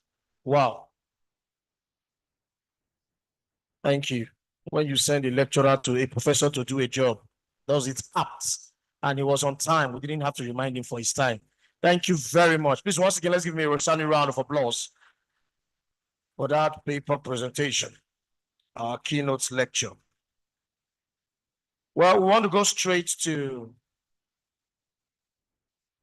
the message from the President of the Federal Republic of Nigeria. When the NI president came up, she said, when you want a work done very well, you give it to a woman. So it's no coincidence that the person that is representing our host minister and guest speaker, the Honorable Minister of Housing and Urban Development of the Federal Republic of Nigeria, His Excellency Architect Ahmed Musa Dangiwa, sent a woman. And he was supposed to represent the president of the Federal Republic of Nigeria. And the president sent him to represent him. And he, in turn, in the spirit of making it better, sent a town planner. Please join me to welcome Town Planner Dr. Edna Demi Toby, Special Assistant, International Cooperation and Partnerships to the Honorable Minister, Federal Ministry of Housing and Urban Development. I thought the women were going to clap better because this is more than 35%, trust me. Representing both the President and the Honorable Minister. You're welcome, ma'am. Thank you very much, Mr. MC. And good afternoon to this very distinguished audience sitting here. It's a pleasure and very heartwarming to be in your presence this afternoon. I am here to represent the President of the Federal Republic of Nigeria.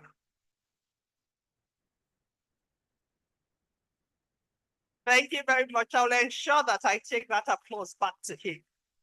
But before I start, let me first of all recognize the President and esteemed members of this very distinguished institution of estate surveyors and valuers. I also recognize our very distinguished participants and guests. All our KBSC is also here. Our industry professionals, our captains of the real estate and housing sector, esteemed stakeholders, ladies and gentlemen. Like I said earlier, the MC has introduced me. I'm a town planner of over 35 years. So I feel very, very heartwarming to be in your presence today. It is an honor and privilege to stand here on behalf of the President, like I mentioned, but I'm wearing 3 big hats on top of my gele. The first one I said is Mr. President. I am here to represent him because he accepted personally to declare this conference open. The second is that of my Honorable Minister of Housing and Urban Development, Architect Ahmed Sir Dangiwa, who was also meant to be here to represent Mr. President, but incidentally had to go for an official conference in Washington, as was mentioned earlier on. And the third cap is that of the Honorable Minister of State for Housing and Urban Development, Right Honorable Abdullahi Attar, who is also indisposed, and he called upon me this morning to present his this address. So permit me therefore to read Mr. President's statement to you. I received it just this morning, sealed in the envelope, and it's fresh with me here. So I'll present it and just see Mr. President here standing where I am on this podium. Thank you very much. So all protocols duly observed. It gives me great joy to declare open the 55th Annual National Conference of the Nigerian Institution of Estate Surveyors and Valuers, a key professional organization in the real estate sector in Nigeria, and a critical stakeholder in the nation's economic development and transformation. I congratulate you all on attaining 55 years of existence. This annual conference has become a forum for cross-fertilizing ideas on contemporary industry subjects for real estate professionals, critical stakeholders, policymakers, and the organized private sector. This year, your conference is germane to Nigeria's future as you brainstorm on a theme that could not have been more appropriate: transform, invest, thrive, optimizing real estate, finance, and taxation. Since we, that's Mr. President, assumed office about 2 years ago, My administration has set an ambitious goal of revitalizing and re-engineering the nation's economy, which has been seriously challenged by decades of wrong economic decisions. Our situation demands that we take bold decisions and embrace critical reforms to relaunch Nigeria on sustainable economic growth and development. Here lies the decision to remove petrol subsidies and liberalize the exchange rates. Policies not meant to punish Nigerians, but are unavoidable solutions to save the economy from total collapse and ensure that our future is not jeopardized. To prioritize economic diversification, we must open up the space for revenue streams. This informs our drive to enthrone policies that enhance income from taxation, ensuring fairness and transparency are not lacking in the process. Distinguished ladies and gentlemen, you know the 4 tax reform bills before the National Assembly for consideration and passage. The move to reform our tax system and fiscal policy, it was deliberate and strategic. It was a courageous and bold move that epitomized our resolve to address the suffocating economic challenges derailing our nation. With a focus on sectors that can offer inclusive and sustainable growth, such as the real estate sector.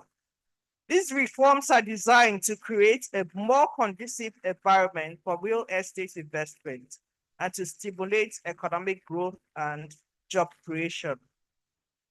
Your role as real estate practitioners, specifically estate surveyors and valuers in this process, is crucial and indispensable.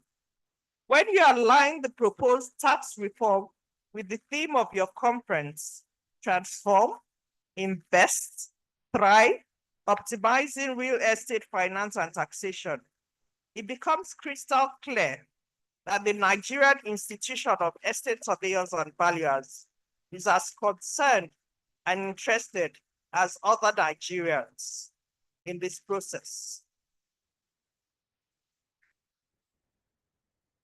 And also organizations as well in the search for a more sustained economic development.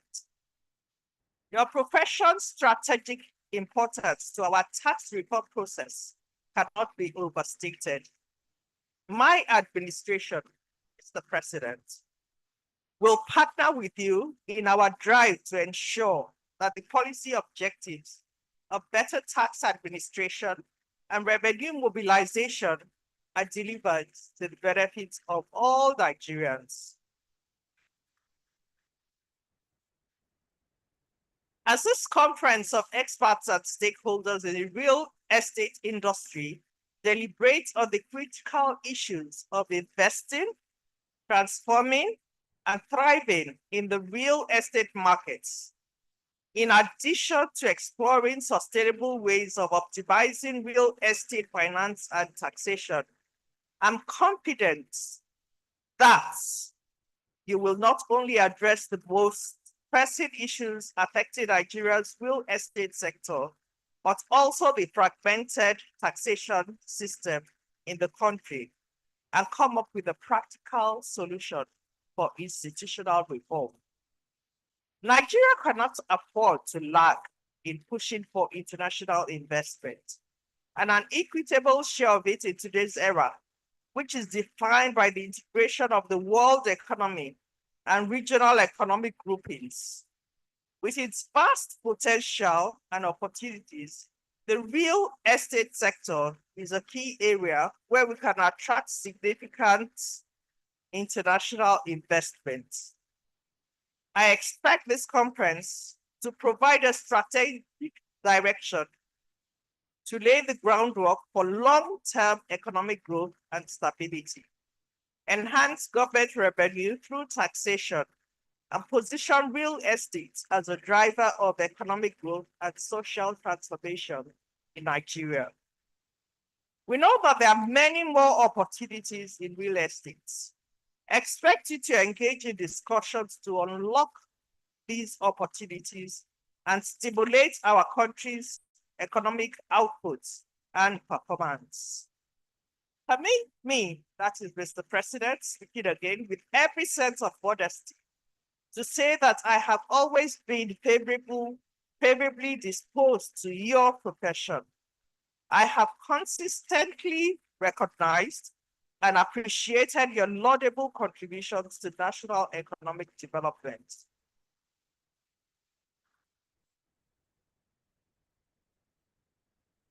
During my tenure as the executive governor of Lagos State, I had a strategic alliance with your profession, and your members in Lagos State were not only instrumental to housing development in the state, but were actively involved in their execution.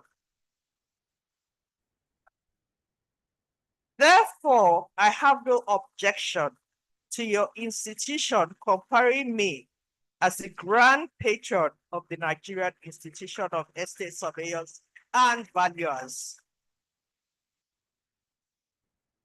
Again, I congratulate this great professional body on its 55th annual national conference and wish you successful deliberations and outcomes. May your conference bear much fruit in the development of your profession and be a catalyst for the revitalization of Nigeria's economy. Thank you, and God bless you all. Thank you very much. So if I may just add a few words, I think this is very relevant for all professional bodies in the system. And we all need to work together as collaborators, as partners to move this agenda forward. We've had a fantastic lecture from FIRS, very instructive, very informative. And I think that will be a starting point for us all. So I thank you for giving me this opportunity. Thank you very much.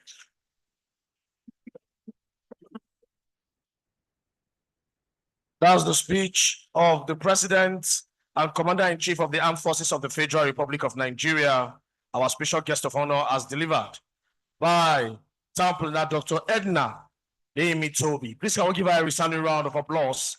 Special Assistant, International Cooperation and Partnership to the Honorable Minister, Federal Ministry of Housing and Urban Development. Thank you.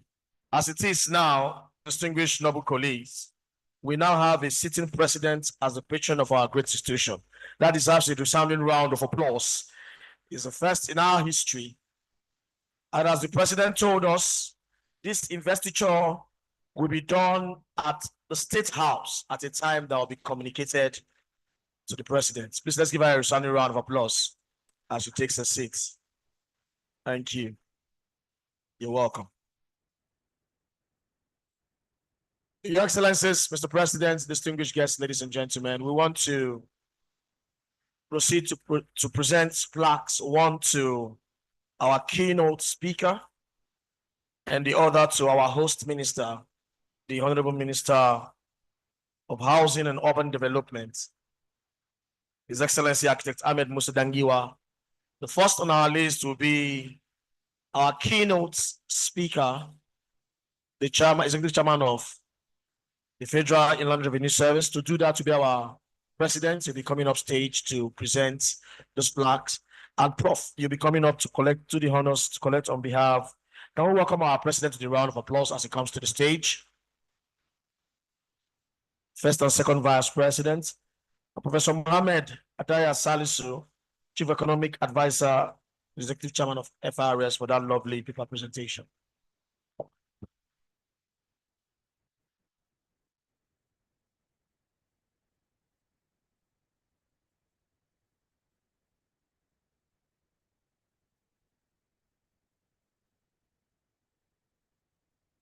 Thank you very much, Prof, for deeply representing the keynote speaker, the chairman of Federal and Revenue Service. I'm sure we all enjoyed the keynote speech, and we will look into it. I think in the sessions that we will have after this opening ceremony, we will look into papers and come up with further positions on it. Like the president said, everybody in the real estate sector need to work together. We will do, and we will try and do our best to make it success. Thank you so much for that beautiful presentation.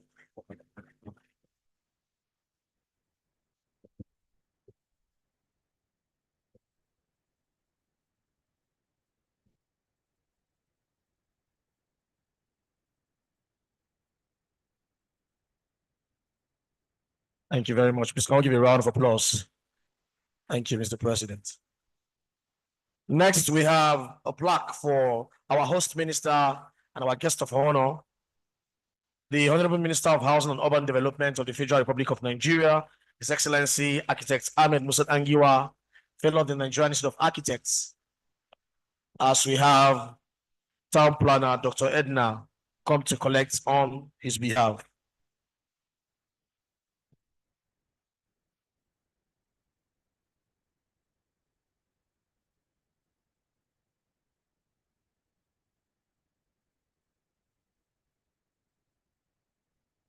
Thank you so much. Again, it's our honor to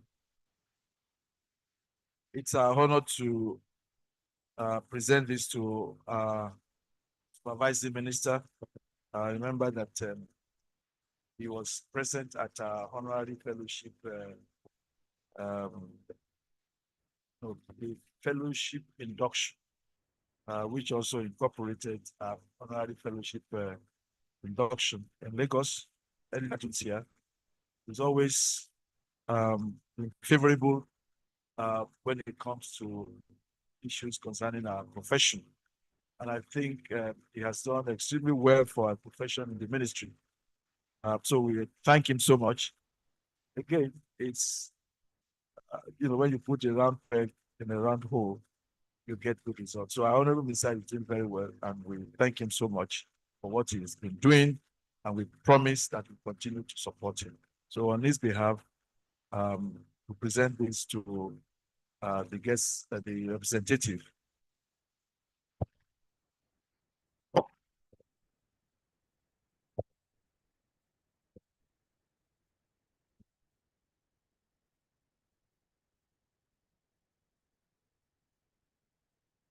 The last presentation or decoration cannot be done in absentia. That is decorating the President of the Federal Republic. And we have been told that he will invite us to do that. Fortunately, all of us will not be able to be there, but you will be adequately represented. Thank you so much.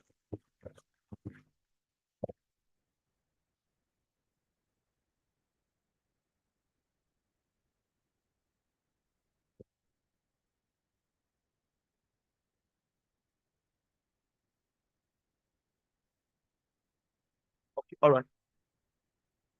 So please, I'm going to be inviting upstage the representative of the president, our guest speaker, our royal fathers, those of us on the front table to just come up and take a picture with president first and second vice president. I will give them a round of applause, please. The chairman of SVABON, please. I'm supposed to have you join them.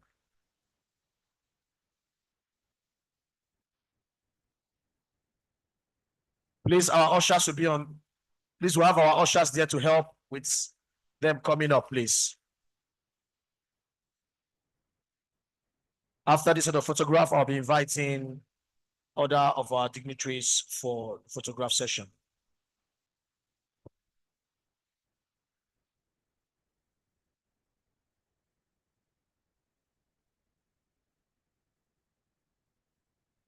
The professor from, yes. Okay, our prof is there. Some of you have to come this way.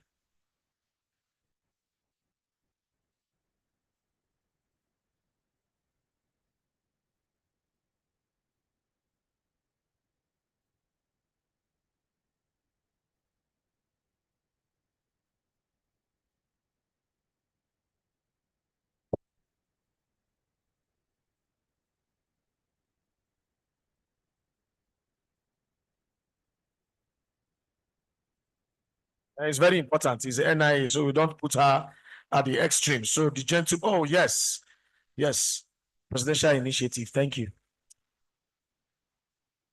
Let's see your smiles.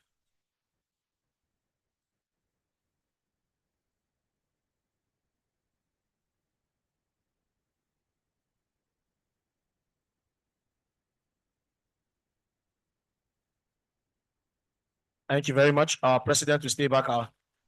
Our board of trustees, please, and past presidents, please. Council.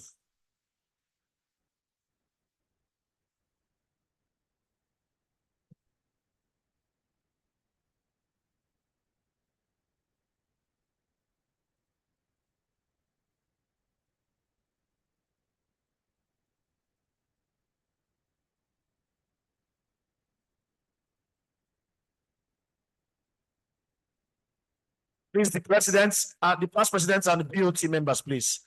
Let's have, please. Our BOT members and the past presidents, please.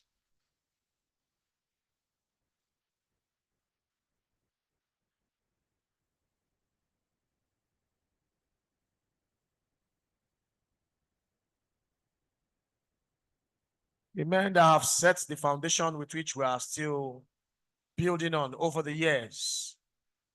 Past presidents of this great institution making their way on the 55th annual conference of our great institution. We still have spaces here, please. Ochendo, I think Ochendo is working this way. Ochendo is still full of steez and energy. You're welcome, sir. Yes, Ochendo is here.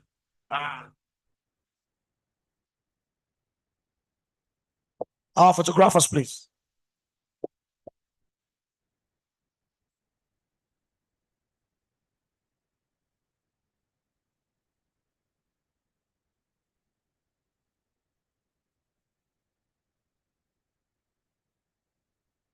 Thank you.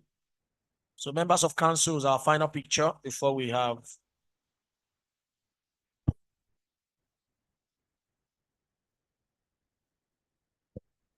So council members will do that on the floor here because we're a lot. So the president will come down and we'll do that because of our number. Everybody cannot come up here.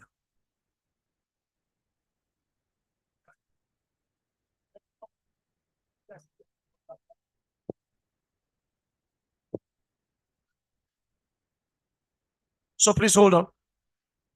Sorry, our distinguished audience, excellencies, our guests, I've just been reminded that I did not formally declare open this conference as His Excellency would have done.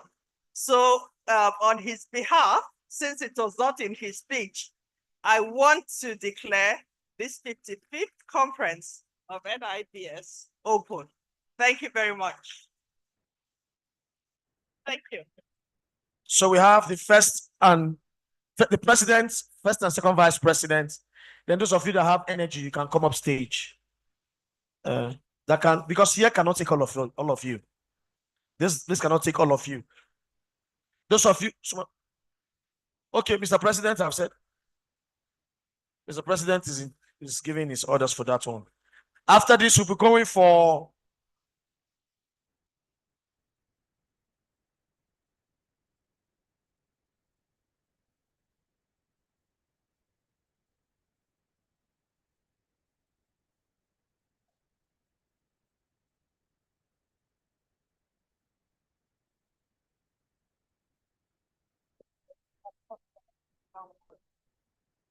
I have told you, all of you cannot be down there. That's just the truth. So, photographer, can you take the picture, please?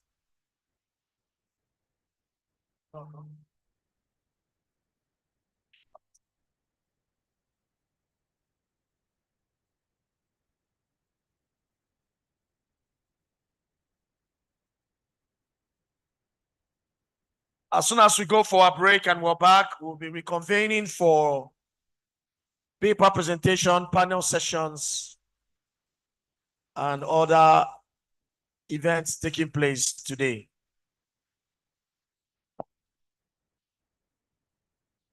Thank you very much.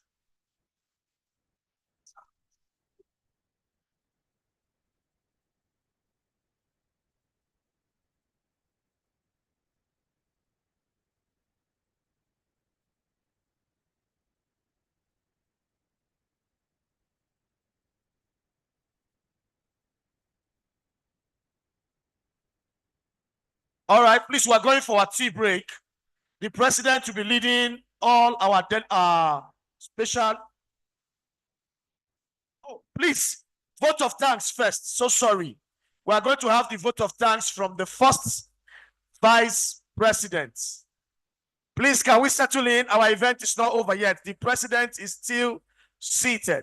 Please, noble colleague, where you are going to is not yet ready. So, the first vice president to give the vote of thanks.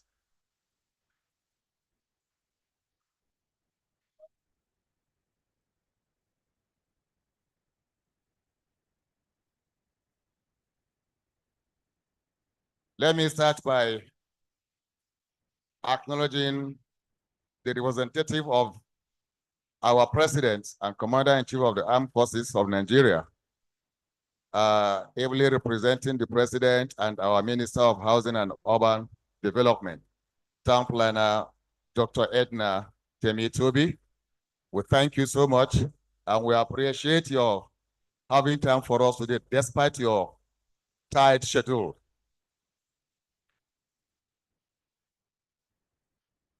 Our Chief Speaker, ably represented by Professor Adaya Salisu. We appreciate you also, and we appreciate your lectures. Our president, past president, management committee members, other distinguished members, our royal father of the day, sir. You can see that your blessings that you give have enabled us to conclude this event today very well. We appreciate all of you, and thank you very much.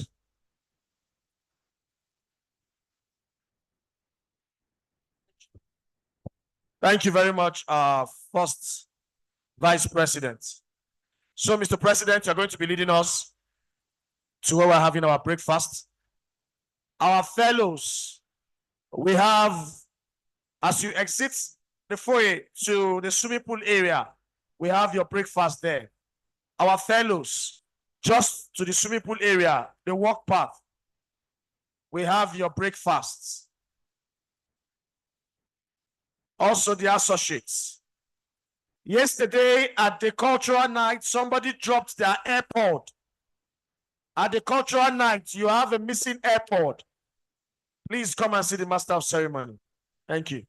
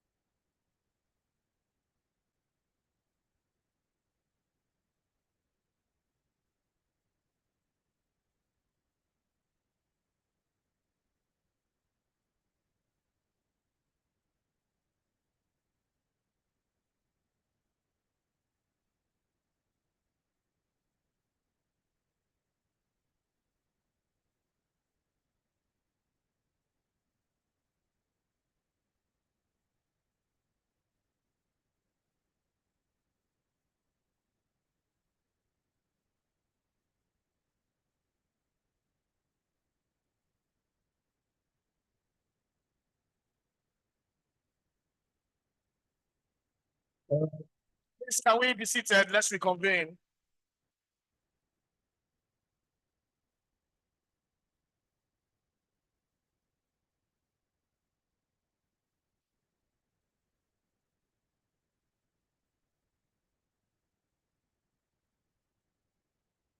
Our program, we are back on page 20. Page 20 of our brochure, please. Event brochure, page 20. Please, can we come back into the hall, please?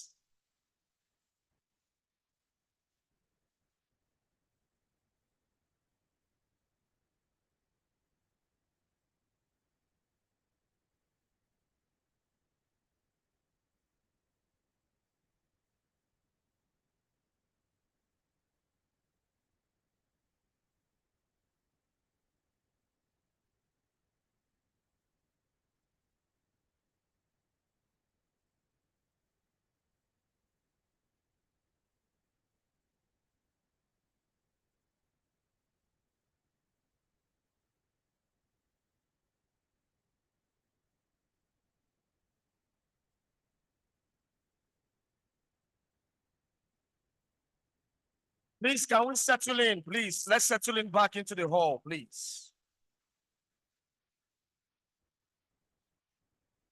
Don't forget, we have lunch to go for. So this is just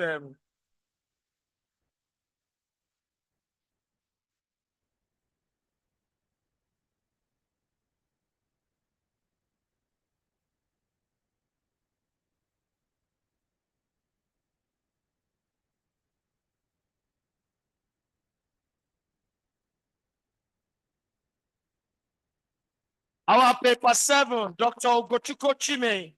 Are you still around? Dr. Ugochukwu Chime. Dr. Ugochukwu, are you around? Our paper presenter.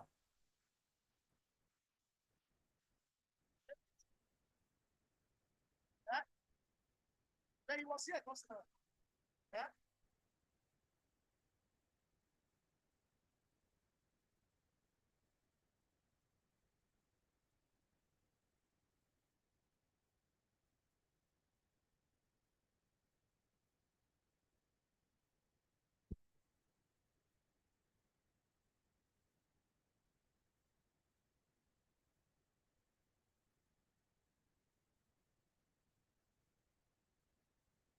Our associates are seated. We're waiting for our fellows. If you see the hall, the associates are seated. It's the fellows we are waiting for.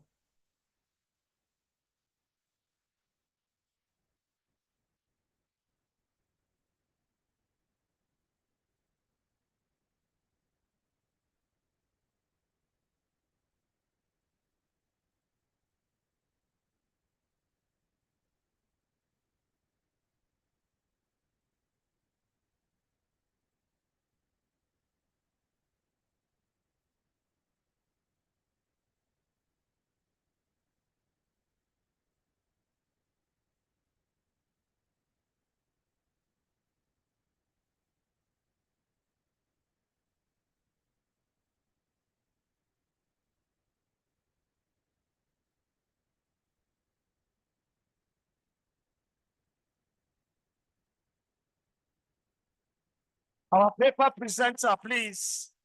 Dr. Ugochukwu Chime, please, if you're around, we need you to indicate.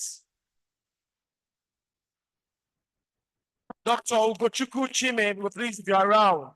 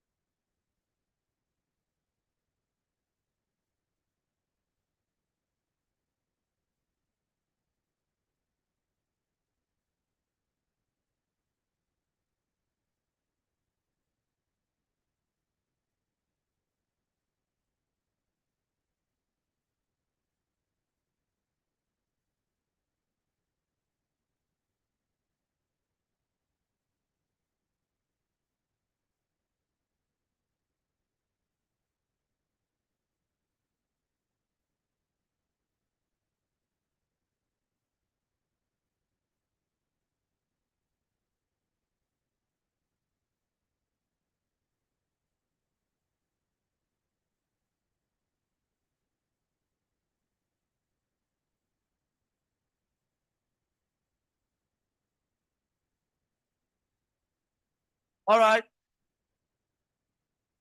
Please, one of our police just drew an attention to me now. I don't know how we're going to do that, but that they left their seat, went for break and came back, and you did not see your seat. Technically, the seat is not your seat.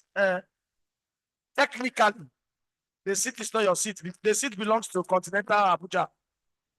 So if you come back from your break and the seat you sat on because of your constituency members is no longer available, look for another constituency and sit down.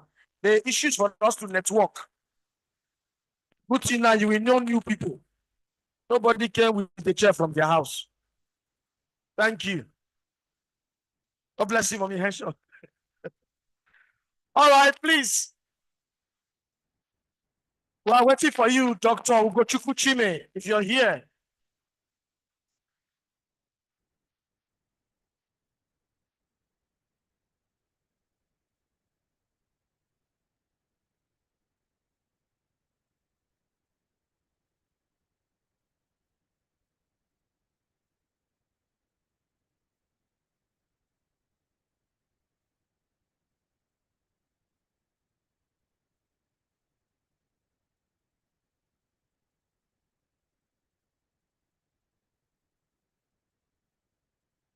All right. Our president is seated and he said I should call in our panelists.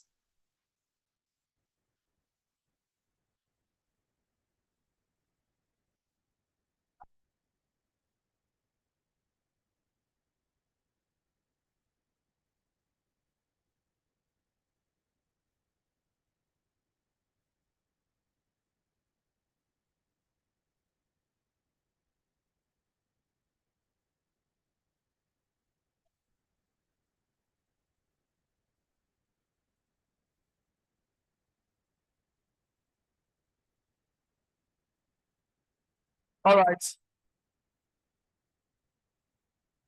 So we're going straight to the panel session. And the topic of discussion is real estate investment and funding options, Nigeria and West Africa market outlook. So I'll be calling our panelists to join us. Please, again, your mobile phones, your handbag, your conference materials, please. The first on my list is Mr. Jonathan Dola, Managing Director, Lands Owned Properties. Please, can we give him a round of applause? He was with us yesterday. Yes, Mr. Jonathan. Please, surveyors, can we give him a round of applause? Please, give him a round of applause. He was with us yesterday and he's still here today.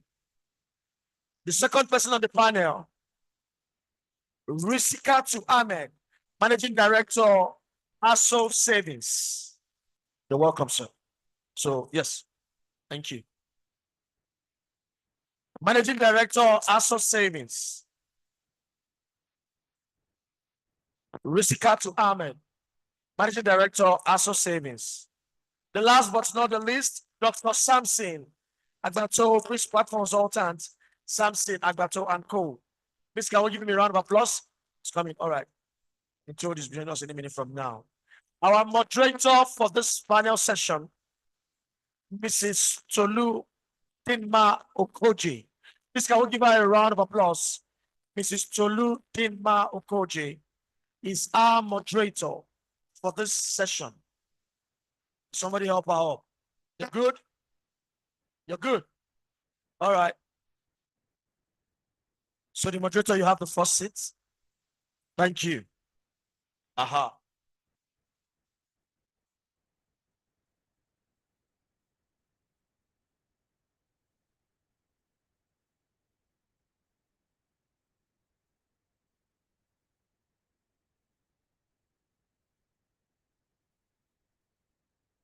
Please, can we have our mics on, please? Can we have stage mic on?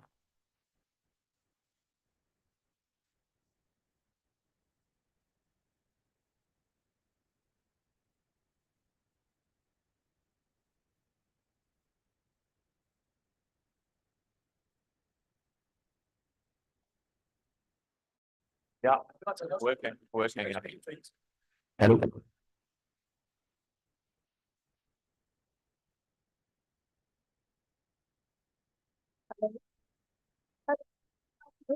Can you increase this?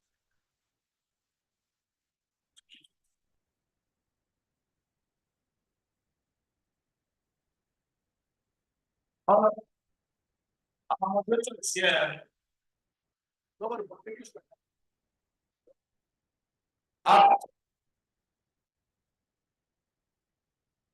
Dr. Samson Abato is here. Please all give me a round of applause. Okay, he's here as he comes to join us at the panel session.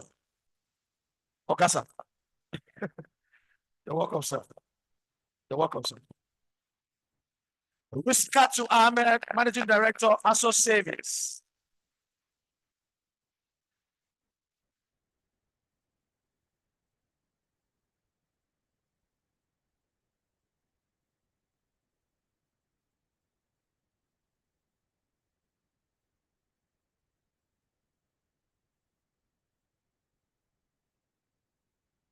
Okay, are you representing ASO Savings Managing Director?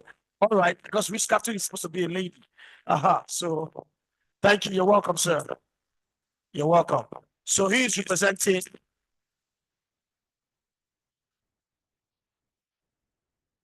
Thank you. So please, can we have a quiet house, please? This session, real estate investment and funding options. Nigeria and West Africa markets outlook. Our moderator.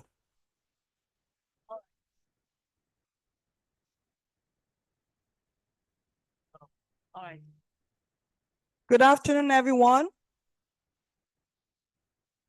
Please permit me to stand on existing protocol.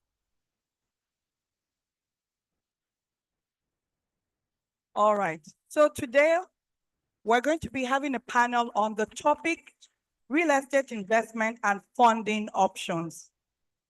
Do I have your attention? Okay. So we all know about real estate being a growing sector of the economy, as said in the previous papers.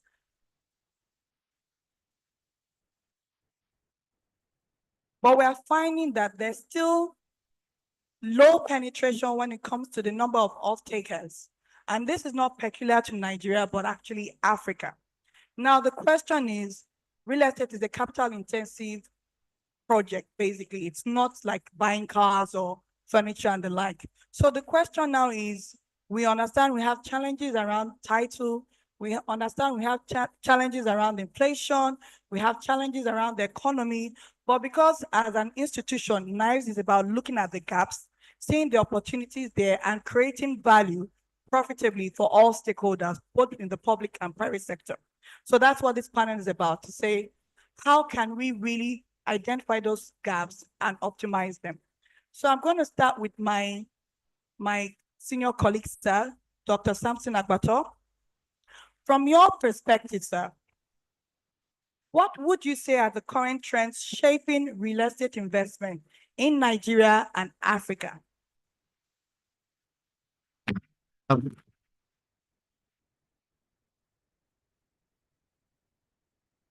Can I use your mic?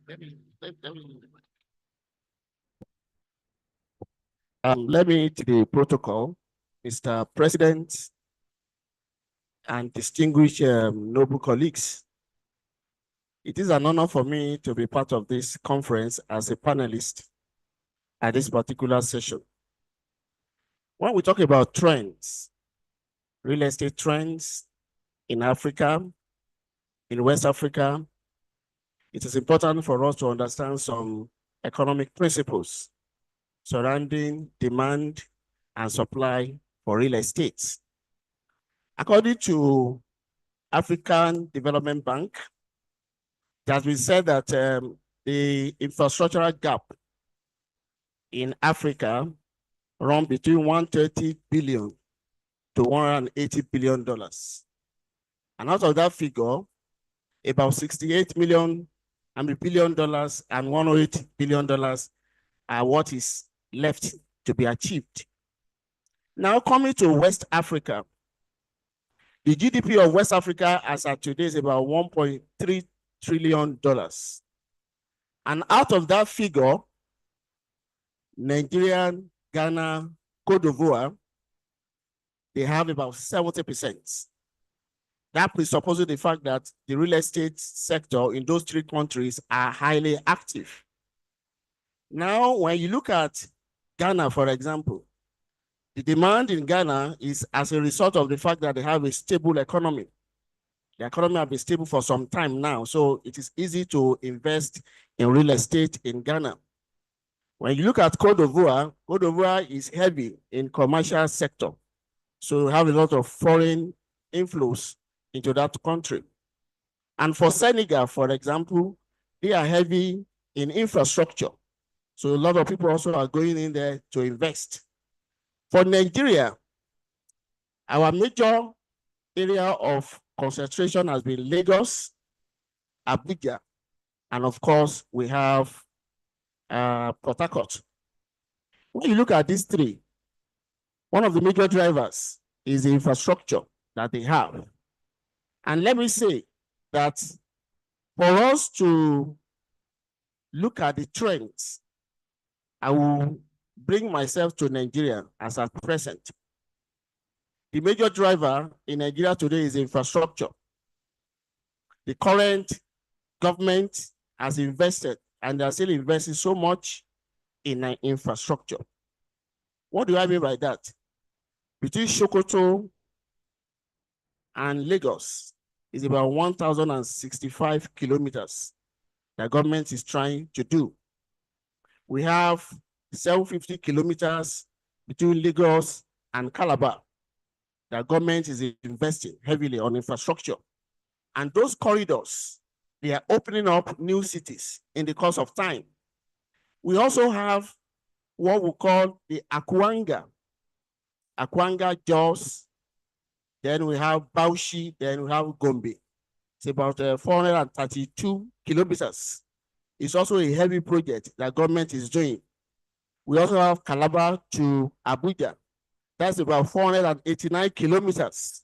So when you put all these activities together, you will realize that real estate is becoming alive because the infrastructure gap are being closed.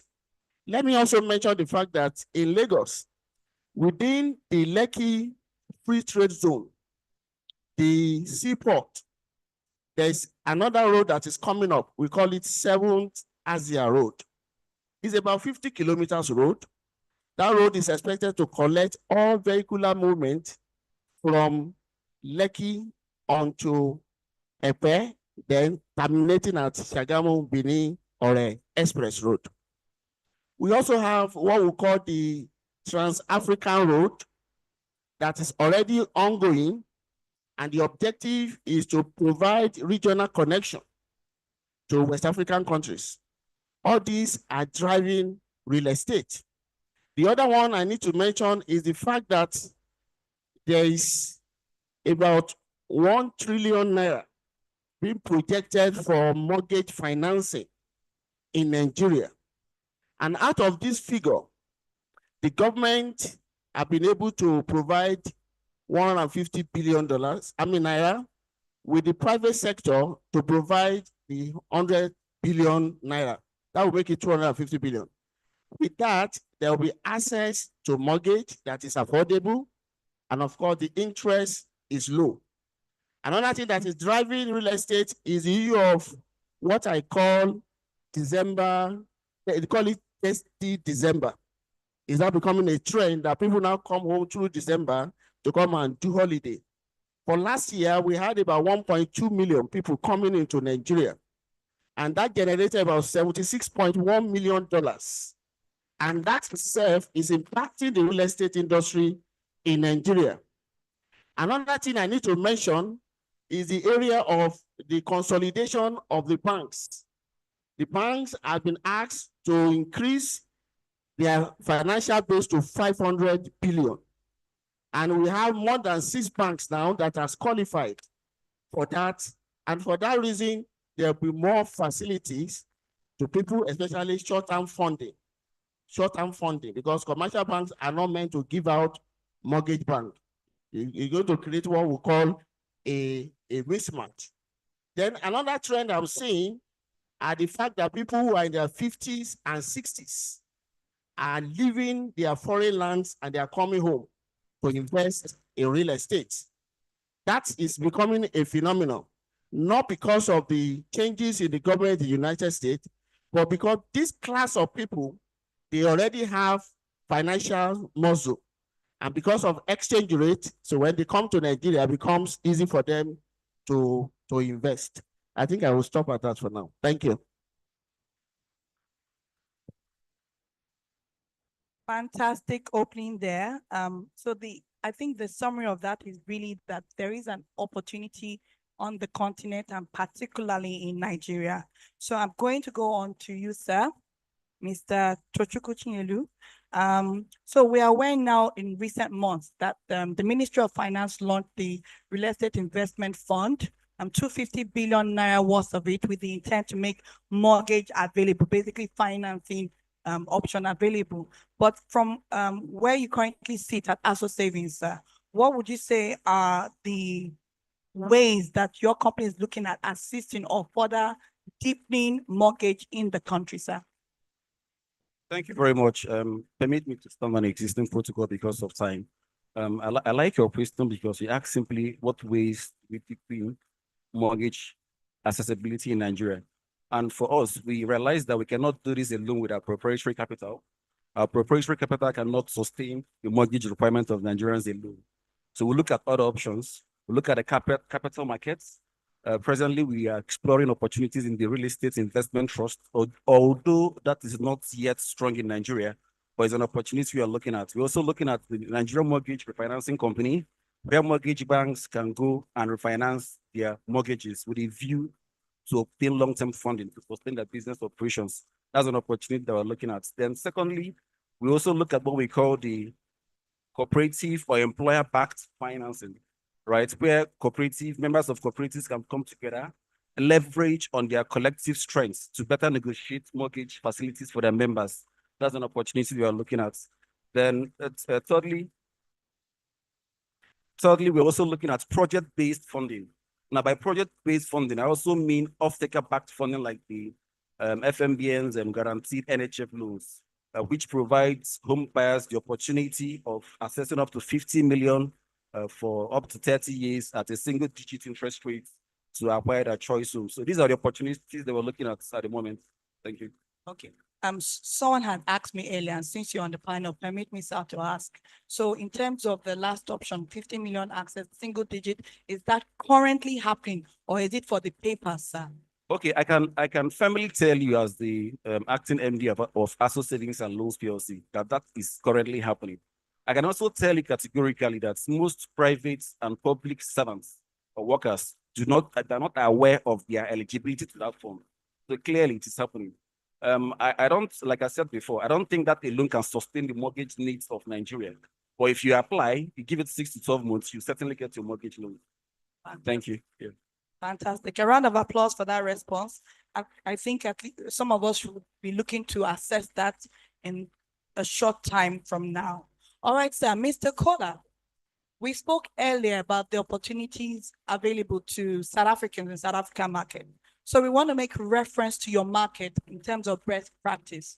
How would you say REITs and off-plan sales are operating in South Africa and how we can leverage or learn from that in our country here in Nigeria? Thank you.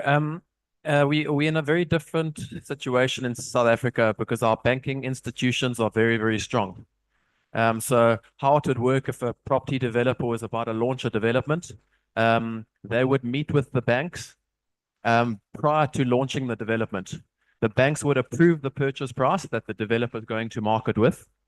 And when they went to market, generally the banks are getting buyers of these properties up to 100% mortgages. And the prime lending rate at the moment in South Africa is 11%. You know, so it's a good interest rate, and you can even get less than that. I mean, if you're a strong purchaser, you can get prime minus 1 or 2, depending on your buying capability. Or if you're a more risky sort of purchaser, then it can be prime plus 1 or prime plus 2. So I mean, it really does. So people with affordability really have easy access to finance. The banks, all of the banking institutions will give up to 100% mortgages. And that's how property developers We've got listed property development companies like Baldwin Properties, for example. They're listed on the Johannesburg Stock Exchange, and they're building and successfully transferring 3,000 residential properties a year, just one company. So we're in a slightly different position. But also there's great tech platforms in South Africa. One of the ones that I'm thinking of is called Easy Equities. Easy Equities have just launched Easy Properties, where they take a very, very small brokerage fee, I'd say 0.5% of what you invest, so it's very, very cheap. It doesn't include any brokers. And you can literally, for as little as $5 a month, you can buy a share in a residential property, even if it's 0.001%, that has a very attractive rental yield, of which you'll get paid dividends quarterly. And then when they sell that property, you then get the capital appreciation on that property as well. So Easy Equities really gives access to the property market for a person for as little as $5 a month, which really sort of opens the market, because in South Africa, people understand owning a home, but a lot of them don't have the affordability to own a home. So Easy Equities gives them the perception of owning a home. You get the rental return and you get the capital appreciation when they've sold. So we're in a very, very different position, and it just shows, we sort of take it in South Africa. We tend to complain about the situation that we're in, but that being said, the whole of Africa battles with the same things. We battle with currency depreciation exactly like you guys do. Slightly different though. I think the US dollar to the Naira being 1,500 plus minus, the US dollar to the Rand is 18. And if you look at the capital depreciation against the US dollar, the Rand has lost on average about 8% per year for 30 years in a row. So although that's not great, in international standards, I think in Africa's standards, it shows, that the Rand is very stable and our banking institutions very stable as well. Okay, so thank you for that, Mr. Kola. I love that you talked about the fact that your economy is clearly very different, but it still presented opportunity for people to access it. So what you described, Easy Equities and their recent product, Easy Properties, is that a type of REITs? And could you also speak to REITs and what do you call it? Stockfell, which is the equivalent of our cooperative. We call it Esusu or Ajoy. Could you speak to that in terms of an alternative to invest in a real estate as opposed to owning it outright? Thank you. Yeah, so Stockfell in South Africa is similar to your cooperatives. It's far more risky than a platform like Easy Equities. Easy Equities, you can invest your money, and you're going to see a rental return, for example, of at least 8% pretty much from the beginning. And depending on where you purchase the property, in Johannesburg, the residential property market hasn't had much capital appreciation over the past couple of years, whereas Cape Town, in contrast, has had about a steady sort of 8 to 10% capital appreciation year on year. So I'd say that you would comfortably get both in Cape Town and Johannesburg about an 8% rental yield, and then comfortably, I would say about an 8% capital appreciation when the fund that you purchased into decides to sell. However, you need to offset that against the depreciation against the dollar. So you're thinking you're getting a 16% yield, and you are in your country. But if you invested in an offshore equity, with a dollar Naira based exchange, you're going to make let me not use the dollar Naira because I don't know the percentage depreciation. But if you do a dollar Rand depreciation, you're going to lose that 8% on the currency. So I think Stockfells, similar to cooperatives, they're very popular in South Africa, but the security of a listed business on the stock exchange, investing in residential property being built by listed property developers, similar to a REIT, I guess, You know, it's much safer, and you're pretty much getting dividends and returned from the initial investment onwards. So I would really recommend investing in something like that rather than a stockpile in our country. All right, thank you very much for that. I'm going next to my senior colleague, Dr. Agbacho. I would like to ask you a question. All of what we're talking about really, that's what you can do within the current existing policy. And I think we will not do justice to this topic if we don't talk about, I mean, we already know some of the limiting factors. I mentioned that in my introduction, but could you bring out a few key changes that you think could significantly change the scope in terms of access to funding for real estate? What do you think are the 1, 2, 3 things that if Niesv as an institution, for example, were to push, it could truly disrupt the face of real estate investment and funding in the country? Okay, thank you so much, Madam. One of the critical issues in funding, especially accessing mortgages, is collateral. And it has been said over and over that maybe about 15% of land in this country is titled. And therefore, in terms of wealth creation, we are caged. And in titling, the law is there. The Land Use Act is the one that provides the framework for titling.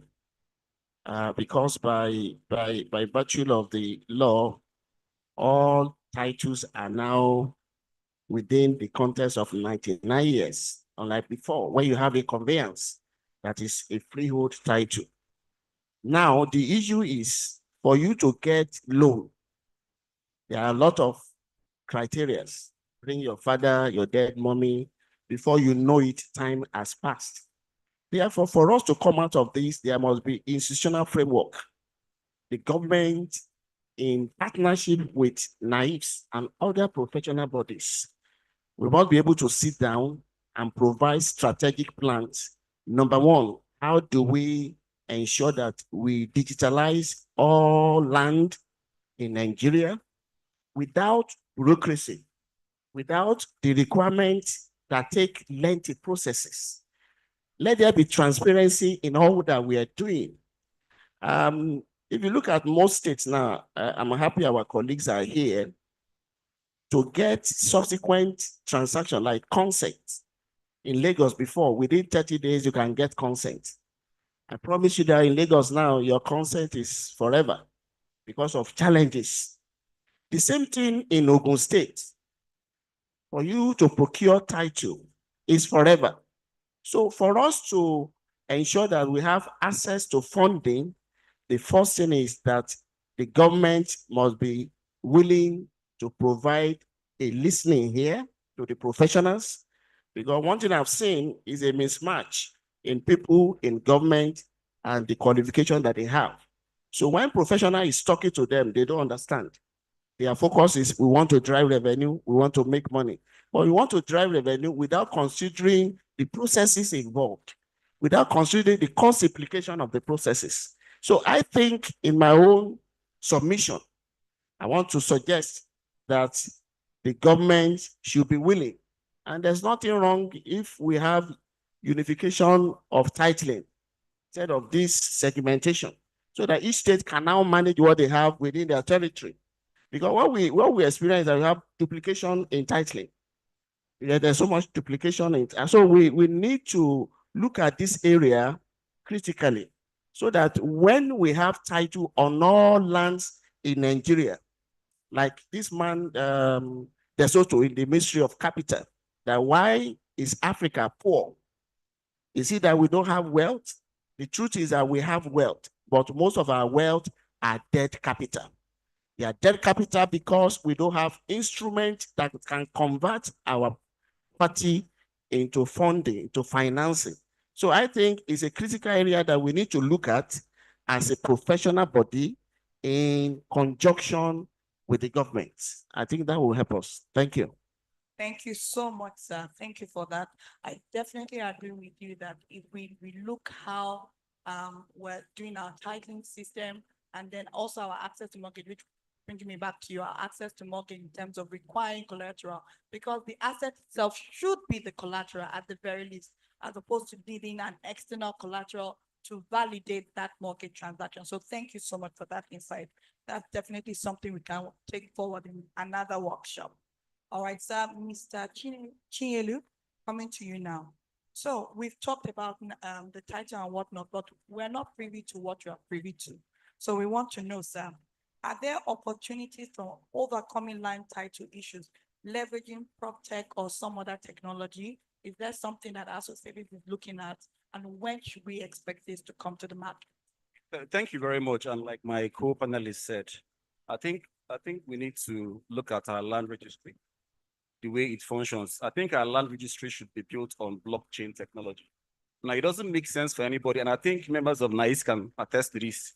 You go to AGs, you spend the whole day trying to do title verification. It doesn't make sense anymore. That process is outdated. I think we need to look at using blockchain technology to drive our land registry. And I'm aware, I think Kaduna states and Ogun states have started testing their pilot schemes on land digitalization of their land registry. So I think that's an aspect that we need to look at. I mean, it makes transaction a lot easier. You're able to, from your desktop, look at the property, analyze it, extend the value, know the status of the title before you can, proceed with transaction. So I agree that we need to use technology to drive that process. Thank you. Fantastic, especially in the 21st century, technology needs to be part and parcel. In fact, I want to take on from Mr. Kola, who is managing over 40,000 properties. Definitely, technology must be a big part of that. I'll mention here quickly before I wrap up this panel that he said they have an officer in charge of artificial intelligence, AI, in their office, looking for how to further deepen technology as part of their processes.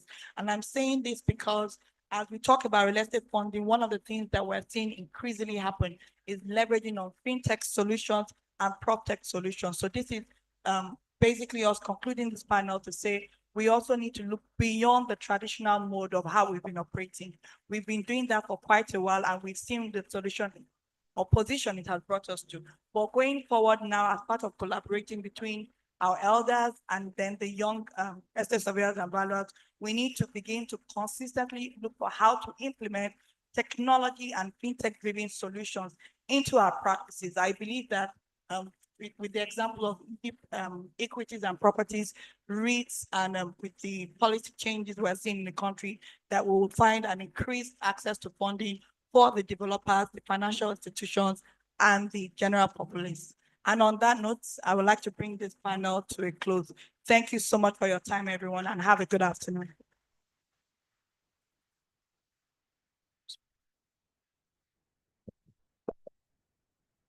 Please, can we give them a resounding round of applause? Thank you very much, members of our panel.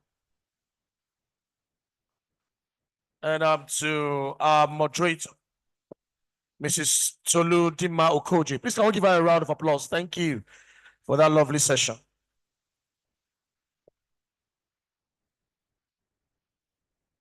All right, please, if you have your brochure with you, I will need you to go to page 37.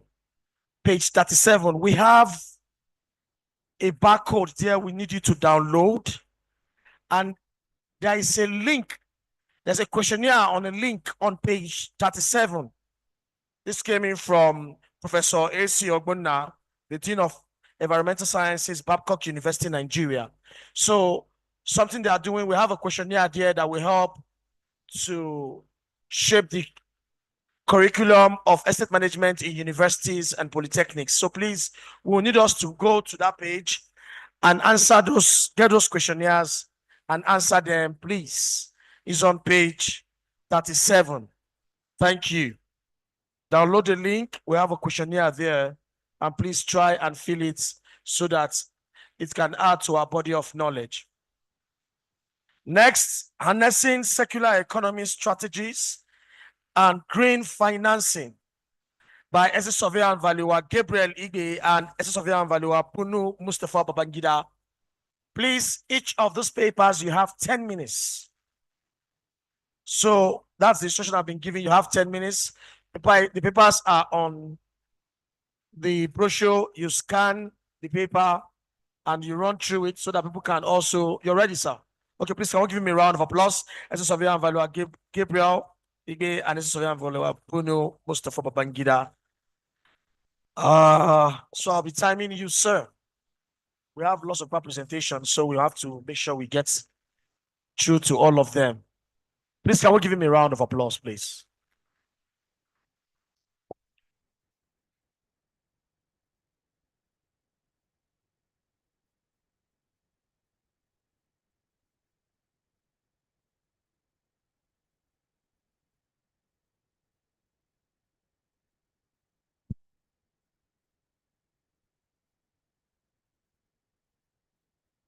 Please permit me to stand on the already established protocol. Our paper today, like the MC read, is a joint paper. It's co-authored with ESV Bruno Mustafa Babangida. Incidentally, is unavoidably absent due to some unavoidable factors. He is on a trip to Kigali, Rwanda, under the auspices of the Yobe state government.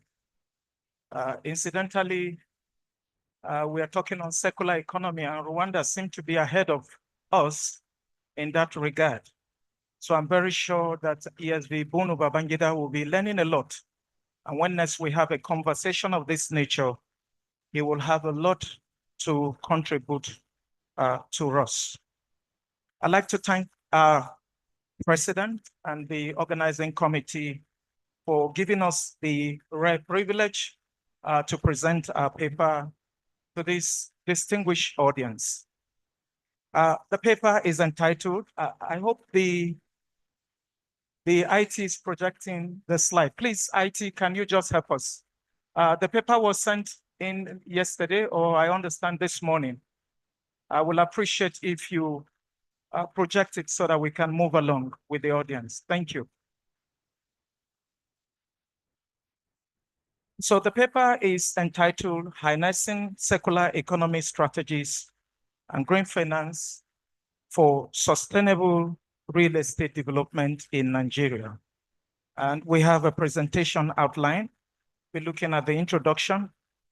We'll also look at circular economy and green financing in real estate.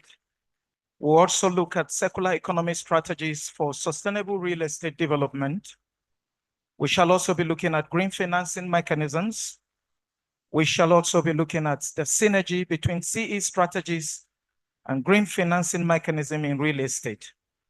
We'll also be examining the relationship between CE, GF, real estate markets, and financial regulatory framework. And then we shall look at the challenges of integrating CE and GF mechanism in Nigeria. And then we conclude and make some recommendations. The IT, are you? It's like we're having some technical difficulty, or is it that the paper is not there? I'm time and I have 10 minutes, so I may proceed. And as they get the paper, they will begin to stream it and then we follow. Globally, there is a growing concern over the environmental impacts associated with conventional construction practices. And this is not only limited to construction. It has been found that anthropogenic activities is a major source of most of the environmental problems we have today. And so we need to do something. We cannot afford to sit on the fence and allow environmental degradation to continue and affect our survival on the planet. We just have to do something. The construction sector is not exempted. There are concerns that border on resource consumption, energy use, and greenhouse gas emission. The real estate construction is the world's largest consumer of raw materials and is indeed a significant source of carbon dioxide emission. The concern for carbon dioxide emission is that it is a principal greenhouse gas that is responsible for global change. And when you look at the consequential effects of this environmental problem, you will better understand the reason why we need to take proactive action in addressing it. Although cities occupy only 3% of the Earth's land, it accounts for 60 to 80% of energy consumption and about 75% of carbon dioxide emission, underscoring their significant role in global environmental challenges. Increasing demand for housing and infrastructure, which is accentuated by rising population growth and urbanization, is further exacerbating this challenge. And what is the challenge? The challenge for resource consumption, waste generation, and carbon emissions. Circular economy and green financing are innovative solutions that have been evolved recently in addressing these environmental problems. It is very crucial in reducing environmental footprints and in promoting long-term sustainability. Sustainability is the way to go. Sustainability is hinged on the principle of sustainable development. And sustainable development is development that meets the needs of the present without compromising the ability of future generations in meeting their own needs. And this is not different from the old principle of conservation, that we do not inherit the earth from our forefathers, but we borrow it from our children. And you know, whatever is borrowed must be maintained and kept in a situation that is good. And that underscores the need for action. It is indeed a call for action. So let's look at the two keywords there, circular economy and green financing. Circular economy essentially focuses on the efficient use of resources by minimizing waste, material reuse, and extending the lifespan of products and infrastructure through the principle of reduce, reuse, and recycle. So the circular economy is a closed loop, which is in sharp contrast with the linear economy that we practice. The linear economy is based on a pattern of consumption where you take, you make, and you dispose. And that impinges on sustainability. It means we just have to continue, we just have to be using virgin resources. And that is a threat to our natural ecosystems and human survival. So we cannot allow the linear system to continue to operate because it is no longer sustainable. So the essence of circular economy, therefore, in real estate in particular, is to design buildings that utilize eco-friendly materials and technologies, minimize environmental impact, and maximize resource efficiency, thereby contributing to climate change mitigation and resource conservation. On the other hand, green financing essentially involves the mobilization of funds for environmentally friendly projects, including renewable energy, energy efficiency, waste management, and pollution reduction initiatives.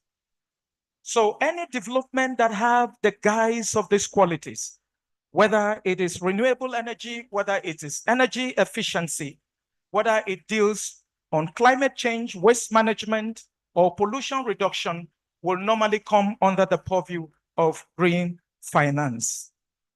So green finance plays a critical role in supporting circular economy initiatives by providing developers with the capital or funds that are needed to implement environmentally friendly building designs and technology. Unfortunately, we are not moving in tandem with the IT. I would have loved you to look at the graphics and relate very closely with them because there is a lot on those graphics that you can learn as far as the topic under consideration is concerned. So let's look at the CE strategies for sustainable real estate development. Sustainable strategies, circular economy strategies for sustainable real estate development is hinged on three tripods, which we have been able to examine in this paper. The first aspect is on resource efficiency and sustainable use of materials. And this has to do with recycling, the use of recycling construction waste, using low carbon materials, and designing buildings for long-term adaptability. It also includes the use of prefabricated and modular building components. And this has been found to significantly reduce construction waste. It also entails the integration of low impact materials such as clay and compressed stabilized bricks. That is on the part of resource efficiency and sustainable materials. Let's look at energy efficiency. Energy efficiency and renewable energy integration, as far as circular economy is concerned, relates to ability to integrate renewable energy and efficient designs to create net zero buildings, net zero carbon buildings. And studies have shown that the integration or the implementation of circular designs can reduce energy operating costs as much as 64%. There is an empirical study undertaken in India that has confirmed those findings. Unfortunately, however, in Nigeria, our real estate sector is still largely dependent on fossil fuel and conventional grid electricity, leading to high carbon emission and ecological footprints. Let's look at the third tripod, which is on water management. This has to do with sustainable water practices like rainwater harvesting, grey water reuse, and the use of water efficient fixtures and appliances. It also entails the adoption of water efficient landscaping, use of permeable paving, and green roofs. Let's proceed to green financing mechanisms. Green financing mechanism will be in the form of green bonds for sustainable building projects. And these bonds are usually raised with a view to financing projects that are environmentally friendly, projects that have environmental benefits, including climate-related projects. Nigeria issued her first sovereign green bond in 2019, and about 10.69 billion was raised. I think a similar thing was done in 2019, where about 15 billion was raised to finance rural electrification and energy efficiency. The first one was for energy and afforestation. All right, then we have the sustainability-linked loans and mortgages for eco-friendly buildings. These loans are given with reduced interest rates to developers who are able to justify that their project meets certain sustainability criteria. Once your project is able to meet these sustainability targets, you're able to access these loans to finance your projects. Projects that probably are tailored towards energy efficiency can also leverage on these green financing mechanism. The other one is the public-private partnership for green real estate development. These collaborations are necessary and are particularly useful for large-scale housing projects. Then we have tax incentives and subsidies for green building investments. Offering incentives to encourage green investment can also incentivize a lot of investors and developers. Now, the goal of green finance is to internalize environmental externalities and stop investment activities with excessive environmental risks through financial means with a view to protect the environment and optimize economic growth. Now, the synergy between circular economy and green finance could take the form of funding circular housing initiatives. It could be in relation to green building certification like LEED, as well as the EDGE. It could also be in the provision of incentives for renewable energy in real estate. Please let me run into conclusion. We are having challenges of time. Some of the challenges of integrating CE and GE in Nigeria include policy and regulatory challenges, the high initial cost of and perceived risks, limited awareness and expertise. Now, the conclusion is that the integration of CE and GE presents a viable pathway for Nigerian real estate sector in achieving sustainability. And we need to develop a national policy that can support both CE and GF initiative. Thank you for listening. I'm afraid because of the time, I couldn't expatiate on some of the points. Please pardon me. Thank you very much. Well, he's one of us, so can we give him a round of applause? And he's still going to be around in case he wants clarification on some of the things he's talked about. A joint paper presentation by SS Sovian Valua, Gabriel Igbe, and SS Sovian Valua, Bruno Mustafa Babangida. Next up, we're going to the 1031 exchange, an alternative tax and revenue generation strategy.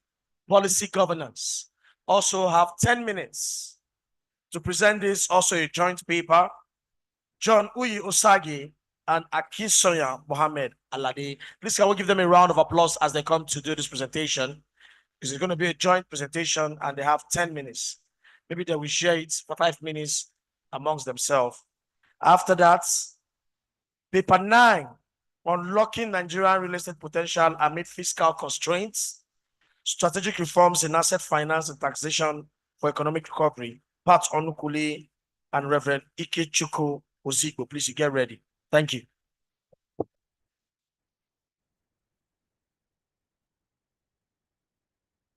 Good afternoon, everybody. Standing on the existing protocol, Osagi by name, and we have a paper to present titled the 1031 Exchange, an alternative tax and revenue generation strategy for Lagos, Nigeria. It's actually a governance policy paper, and I'll be doing the first part of it, and my partner, Alade Akinsoya, will do the mid part of it and we'll round it up, trusting God, in 10 minutes. Now, one of the challenges we've had, especially in the real estate sector where we find ourselves, is actually the issue of financing. And we are familiar with the old norms, and what this paper intends to do is to look for something different from what is the normal. And we believe once this is adopted, we most likely will get to the destination we intend to. So taxation is a policy which is critical for every economy worldwide. People are taxed in various aspects. In the United States of America, they have a policy which is called 1031 exchange. 1031 exchange came by that name that we have 419 in Nigeria. So the 1031 policy, what it deals with is specifically real estate related issues, which has to deal with taxing of those investors that found themselves in the real estate business. So in the United States, the 1031 exchange has enshrined in that particular section 1031 in the United States Internal Revenue Code, provides real estate the opportunity to defer capital gains tax on sales of investment property.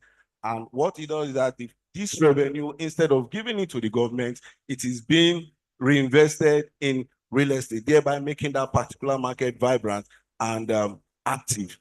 Conversely, in Nigeria, what we have is the capital gains tax, where the gains from sales of real estate is immediately taxed. So while one is deferred, the other one is dealt with on the immediate. And this has a way of affecting real estate business in Nigeria. So that's the introductory part. The other part will be taken by Alade. Okay.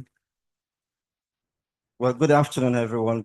I'll just take it from where my colleague continued. So all protocols duly observed. Well, we'll be talking about tax, transform, invest, drive, optimizing real estate asset finance through taxation. And for as many of us that are Lagos-based, we are so used to tax or taxation. So we're bringing it down to what benefits us. As far as I'm concerned, we are the highest collector of tax for government. And if we are, there should be benefit to us.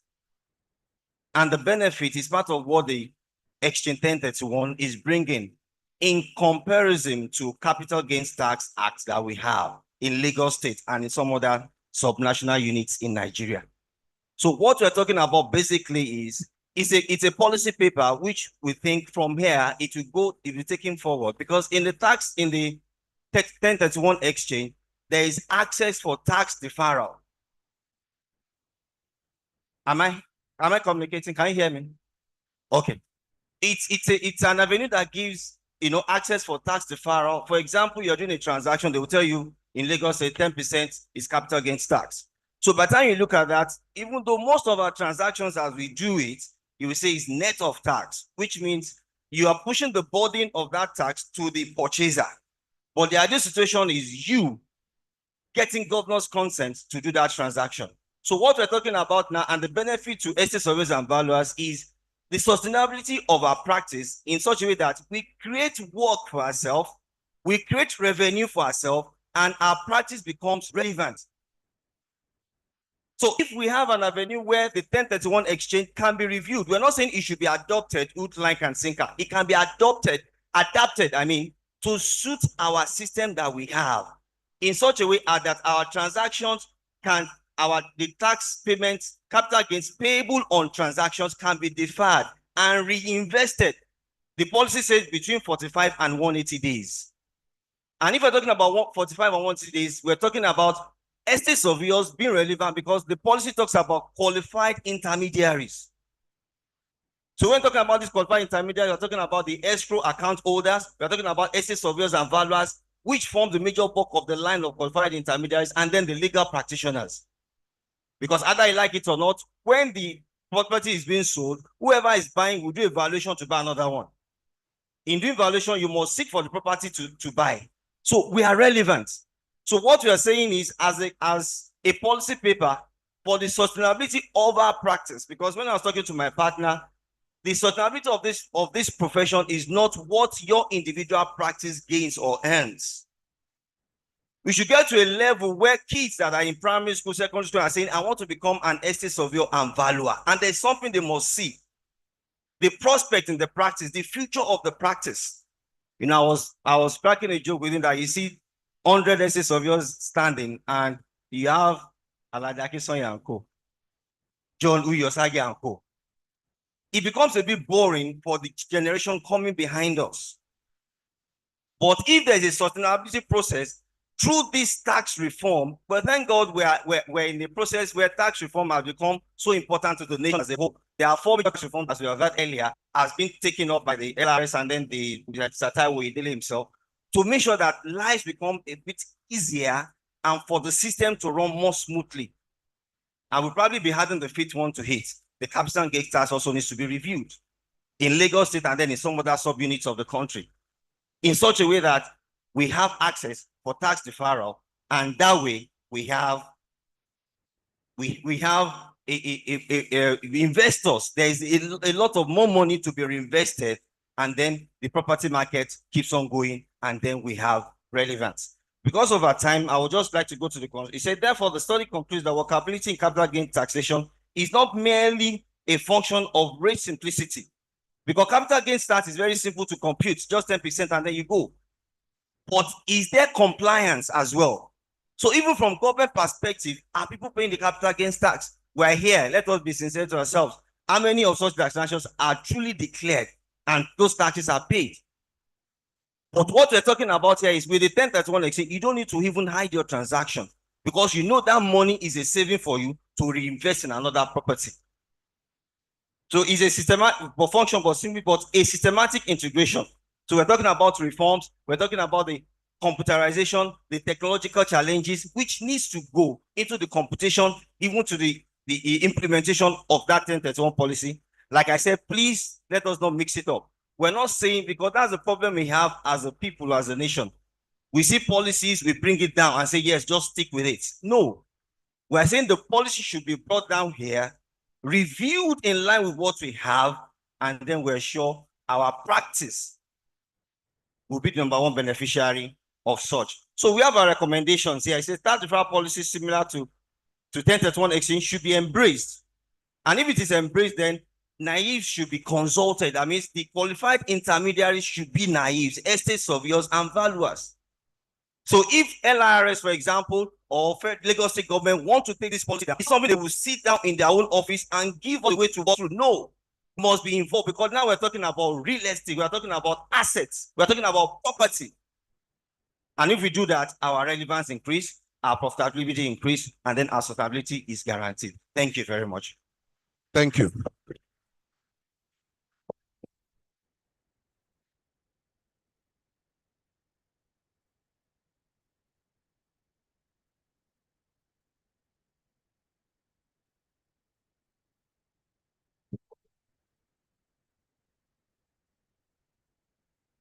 Please, they deserve a round of applause. Very apt presentation. And in 10 minutes, they did justice to their paper. Thank you. Next up, unlocking Nigerian real estate potential amid fiscal constraints, strategic reforms in assets finance, and taxation for economic recovery by Pat Onukuli and Reverend Ikechukwu Ozigbo. Please, can we give them a round of applause as they come to the stage? They also have 10 minutes. Afterwards, we have capital structure and the success rate of joint venture in Abuja real estate markets. As a surveyor and valuer, Funsho Ibikole, please, you get ready.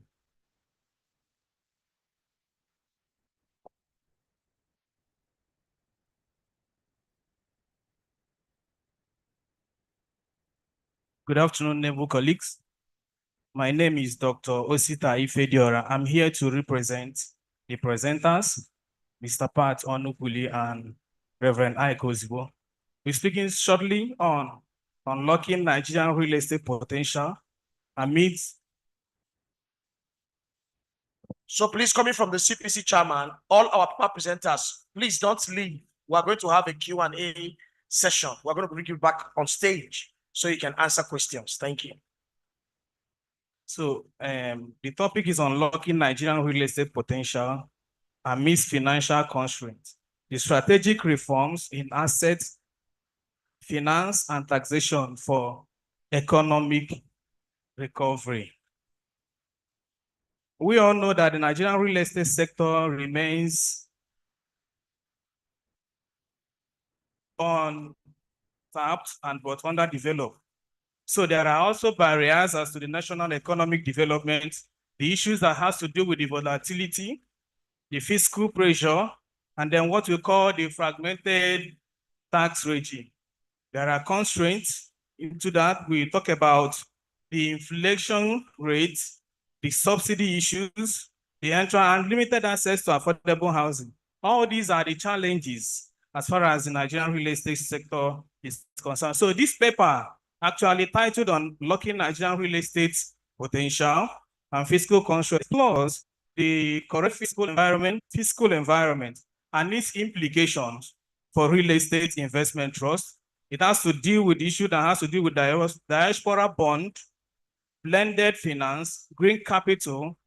Then through a series of synthesis and policy analysis, we also look at the comparison of the African case studies and then institutional frameworks, including theory. So this paper actually proposes the case studies and the tax reform. So this is about what the paper is. So it explores, like I said, the physical constraints when we also look at the real estate investment trust, the bond, and then the PPAs. These are all about this.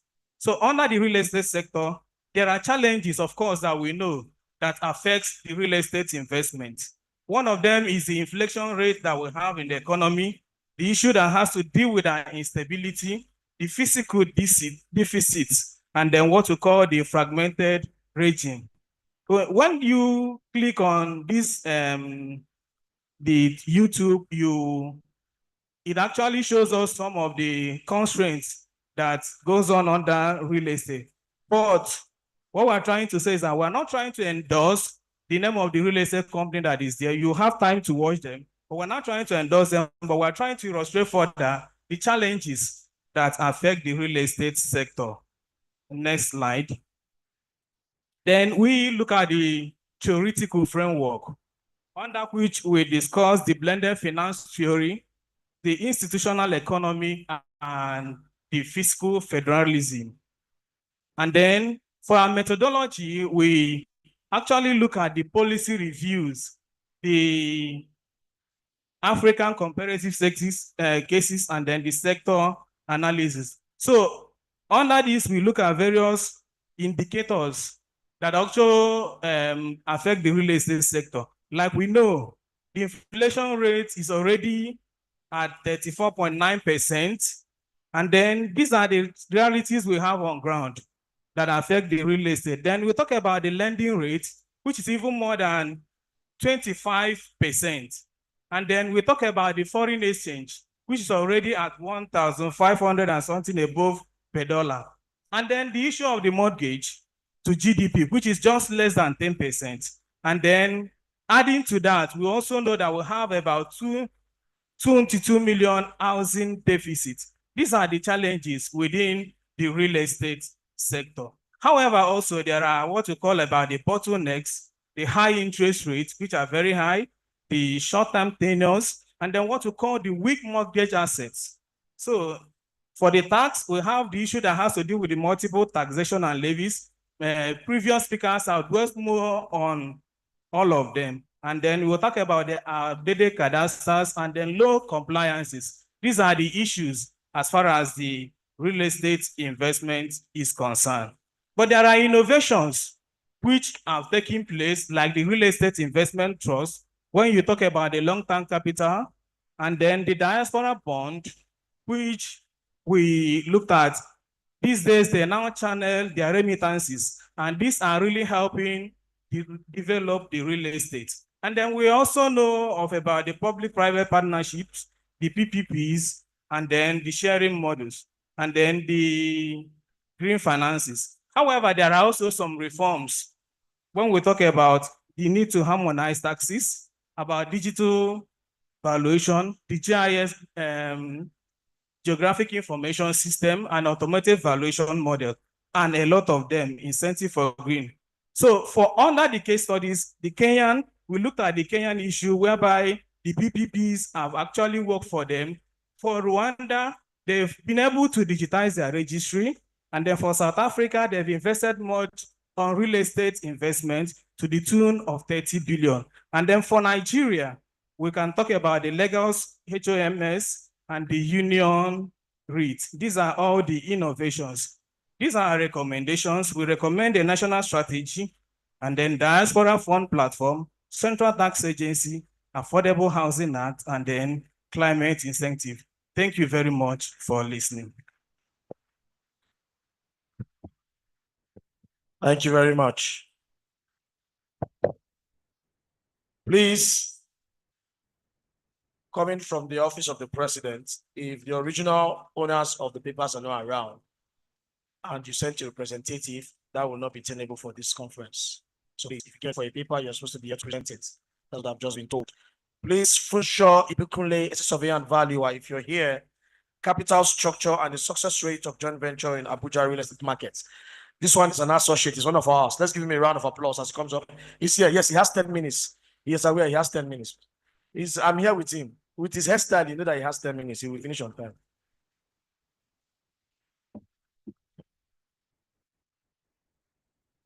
Good afternoon, the chairman of council and president of the Nigerian Institute of Estate Surveyors and Valuers. Permit me to stand on already established protocols. The sub-theme that is in focus is real estate investment and funding options. Like we all know, real estate finance or real estate investment is one that is of that requires great capital outlay. Over the years, joint venture has proven to be a veritable tool to achieve success in real estate. However, in Nigeria and in Africa, there have been a lot of joint venture that has not seen the light of the day. So it is important in the light of this discussion to look at capital structure. What is capital structure? Capital structure is just composition of what capital is. That is debt and equity. Equity, that is the owner's contribution to an investment. Debt, money that is raised from elsewhere. So Why are there challenges? I'm just going to run through the paper. I may not speak to it. So why are there challenges in joint venture in Nigeria? Although this study shows that well-structured capital leads to success or successful real joint ventures. But why is it that there are a lot of projects that are not completed in Nigerian states? The reason is simple. It is very difficult or impossible to identify who owns debt in real estate. For instance, a man comes up and says he is a property owner, landowner, as called. He wants to go into joint venture. Somebody comes and says he's a developer. Ideally, the developer is supposed to be the one contributing the debt. Am I correct? While the landowner is supposed to bring the one that is bringing the equity. In most cases, developers in quotes, they don't have the funds. So in this case, they also claim they are supposed to bring debt, but they claim to bring equity. They look for third parties who are called off-takers, and then they saddle the estate surveyor and valuer with the responsibility of selling a project that may not be sellable. Now, in that case, it has changed the structure of the capital. Ideally, when you balance capital, when you balance equity and debt, there will be success. But in this case, it is very difficult to identify what portion of the capital is debt and what portion is equity. Because the man that claims that he is bringing the debt, that is the developer in quote now, really has no money. It depends on the off-taker, who in most cases does not have money, who also depends on the bank to give him money. So in this case now, you find out that the debt will now be like 80% of the project. And as such, what are the implications? The implications are simple. Number one, the cost of the project will skyrocket. Number two, it will affect the delivery dates. Number three, it would cause dissatisfaction of the stakeholders because there are a lot of stakeholders there. Don't forget that the bank is waiting to get their own return.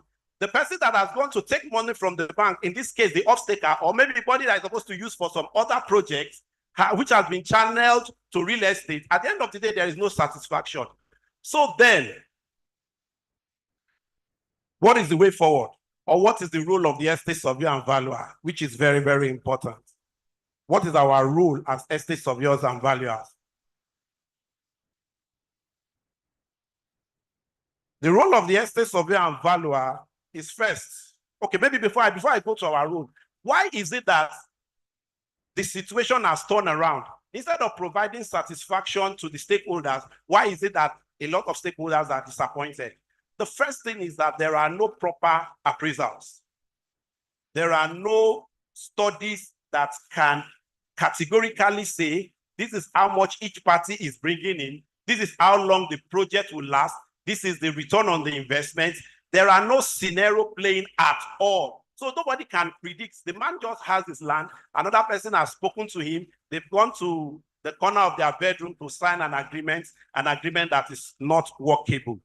So I quickly go to the recommendation and the conclusion while I also look at what the role of the estate surveyor and valuer is. The estate surveyor and valuer has the following, the proposals for the estate surveyor and valuer is, number one, let us become proactive as players in the industry. You will all agree with me that some of the developers, the people that call themselves developers, they really don't have the money, like we don't also have the money. But there's something that they've done. What is it? They've taken initiative, they are ready to take the risk, and they've gone into the ring. Why won't we also do that? We don't have money like they don't have money, but they've taken the initiative. In most cases, some of them are not even as educated as we are. And so if we take also the initiative like them, if we also begin to play big in that industry, we'll find out that we will remedy the situation. So the following are some of the things I've written down here. I said, as estate surveyors and valuers, let us become proactive. Let us own the process. Let's get involved. Let's go for the big tickets. Let's not play second fiddle. Let's not wait until one man from nowhere arrange a business and then tell us to go and sell and get 2.5%. These days, they don't even pay 5% anymore. I'm sure you agree with me. They'll tell you that 2.5%. Is that what we want to continue to live by? Number two, let us get into property development. Let's not wait until we get fees from agency. Let's not wait until we get commissions from these people. Let us go into property development. If we go into property development, we'll be able to create scenarios that are workable. Number three, all of the skills and the trainings that we have, all the theories that we know. We did 5 years in the university. We've gone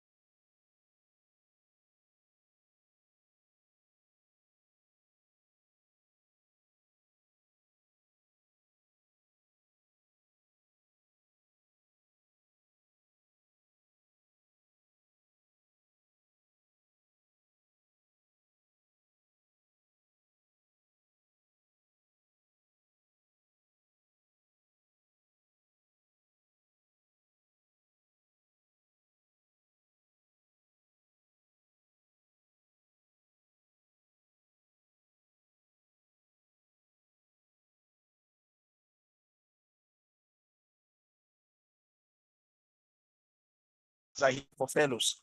And also to inform us, as soon as we're done with our session here, we have 3 breakout sessions taking place at the meeting rooms. We're going to announce them. So when we're done, once you're done with your lunch, you don't need to come back to the grand ballroom, which where we're seated. You just make your way to the meeting room where you're going to have our breakout session. For our lunch, we have the president, our speakers, past presidents, members of council. We're going to Obecha. So as soon as you exit to the foyer to the right, you see Obecha there. That is for the president, our members of board of trustees, members of council, and the management team, and our past presidents.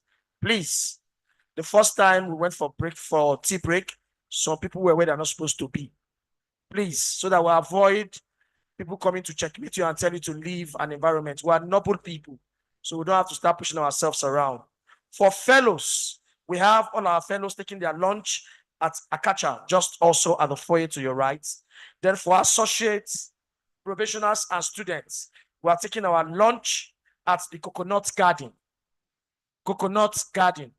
It's not time for lunch, students and probationers. The way you people move, that's not how we behave here. We are just announcing. Don't move. All right. So we want to invite to the stage our panelists, Jonathan Kohler,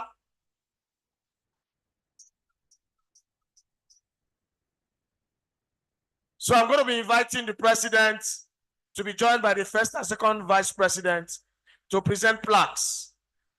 Those people, it's like his food they came to eat in this conference.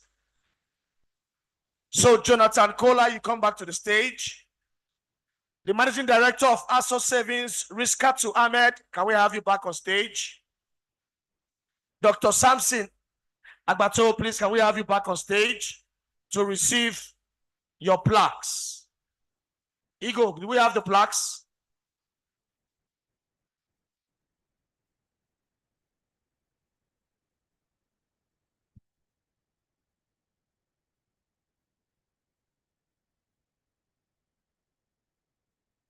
Noble colleagues, please. Those of us who have not collected our conference bags, please, your bags are here now. I've been under tension for some. So please try and collect your bag. And for fellows, sorry that you are the last to be attended to. This is your bag. And you can see pure leather, first of its kind. So please, I'm sure when you get it, the annoyance that you haven't had your bag since will go. Thank you very much. Please, when we leave here, we'll go for lunch and then we retire to the breakout sessions, not here, because they will now start to prepare this for our evening party. So please, we are not coming back here. They have to decorate and then arrange our seats. The first person is our friend, our brother from South Africa, who has taken the pain to come here. We appreciate him. And he told me yesterday that he's been to Nigeria a couple of times before, and he enjoys being in Nigeria. And he also told us yesterday that his first client that believed in him when he started out happened to be a Nigerian. So, Jonathan, we know that you have a special place for Nigerians in your heart, and we also appreciate you, even as you have honored us. Thank you so much.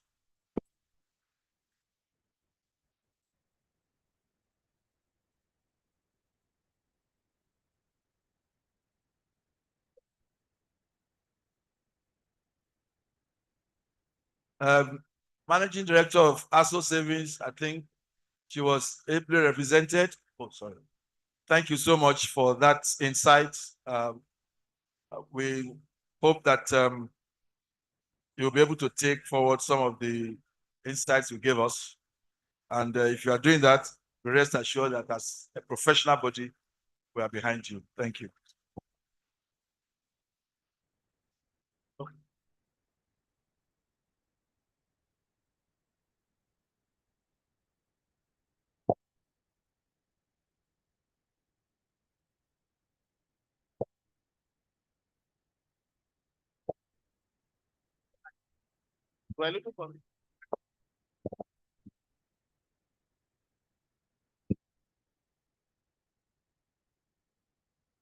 Dr. Samson Agwato, we appreciate you and congratulations for being a panelist, please.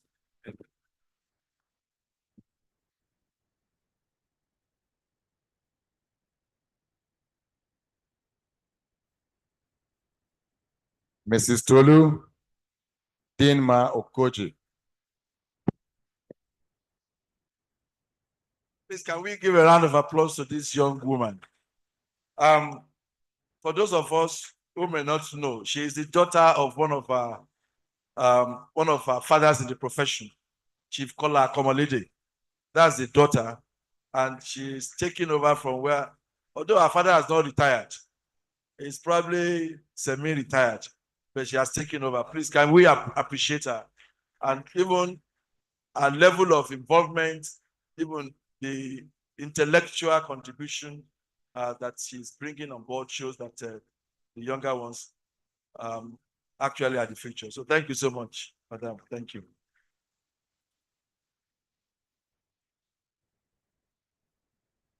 That's all. Oh, I didn't know. So please, a group photograph. Then next set, please. Can we have the next batch, please?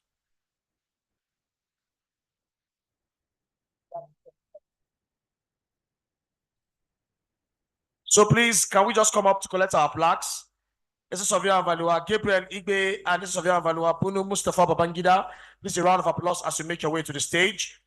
John Uyi Osage and Akinsoya Mohammed Alade, please make your way to the stage. Pat Onwukuli and Reverend Ozigbo, Funsho Ipikule, please let's all make our way to the stage. May I invite past president, Ochendo, please. You are wanted here, sir, to come and help us discharge this national assignment. And I will also invite Otumba Onabadejo to also please join, the vice chairman of ABUJA2025, to also join in presenting the flag.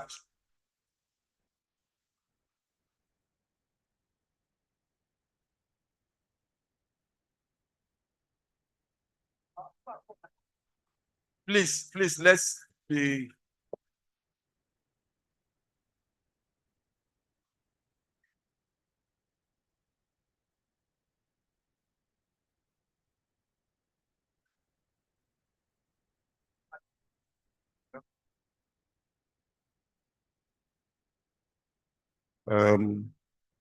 Thank you, Mr. President, for giving me the opportunity to present this plaque.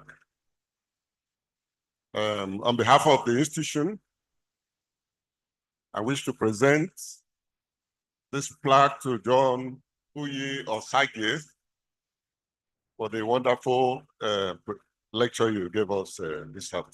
Congratulations.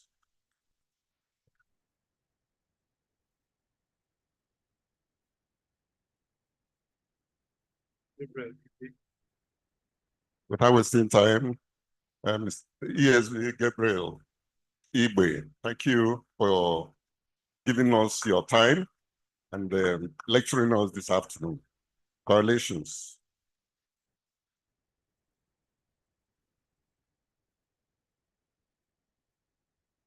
ESV Alade Akisaya, thank you for your wonderful lecture. Thank you.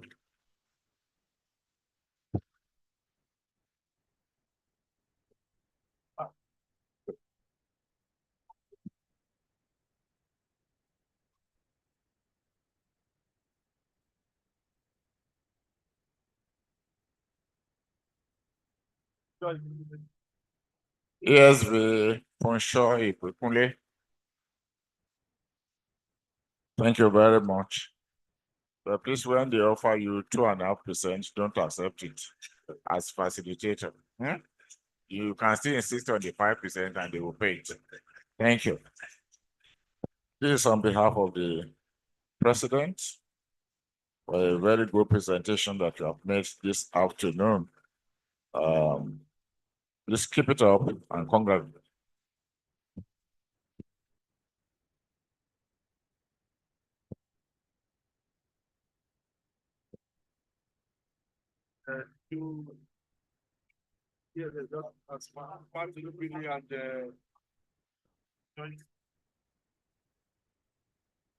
But you know, congratulations, you have done a very beautiful job and you kept your time too. Congratulations.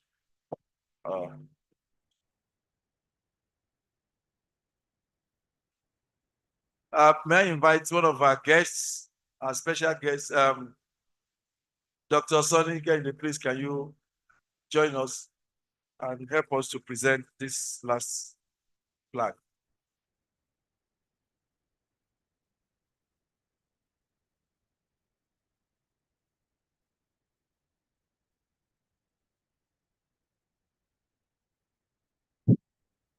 On behalf of the president and the members of the council, I wish to present this excellent award to ESV Uno Mustafa Babangida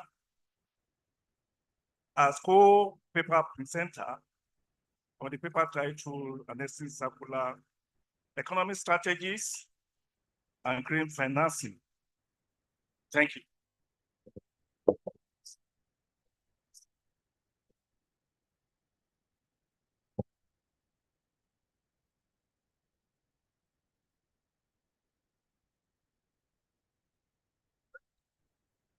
Mr. President, we need you to help. So come.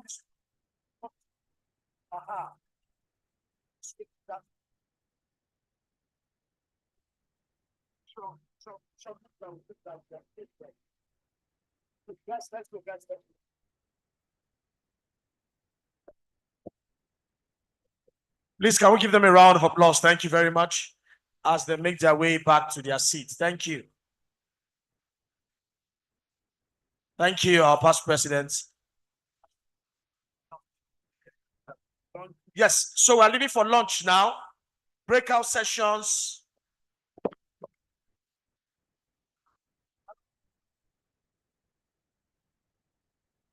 Okay, sir. Please, breakout session. Business group roundtable. Valuation, land and building professional group. Valuation in the age of ESG and technology. Moderator, SS Surveyor and Valuer, Benga Ismail, fellow of our institution, and fellow RICS. 1 and 2. POT, council members, management team, follow the president. Please, past presidents. Please follow the president. Council members, POT, past president, management team, and our special guests. Please follow the president. Fellows, Akacha, that's where you have your lunch. Alternative dispute resolution, professional group, ESV, Francine Okbaleke, moderating, meeting room 3 and 4. Auctioneering, professional group, A to Z of sales, through auction, moderator, ESV Tokpe Ojo, Paul, meeting room 1 and 2.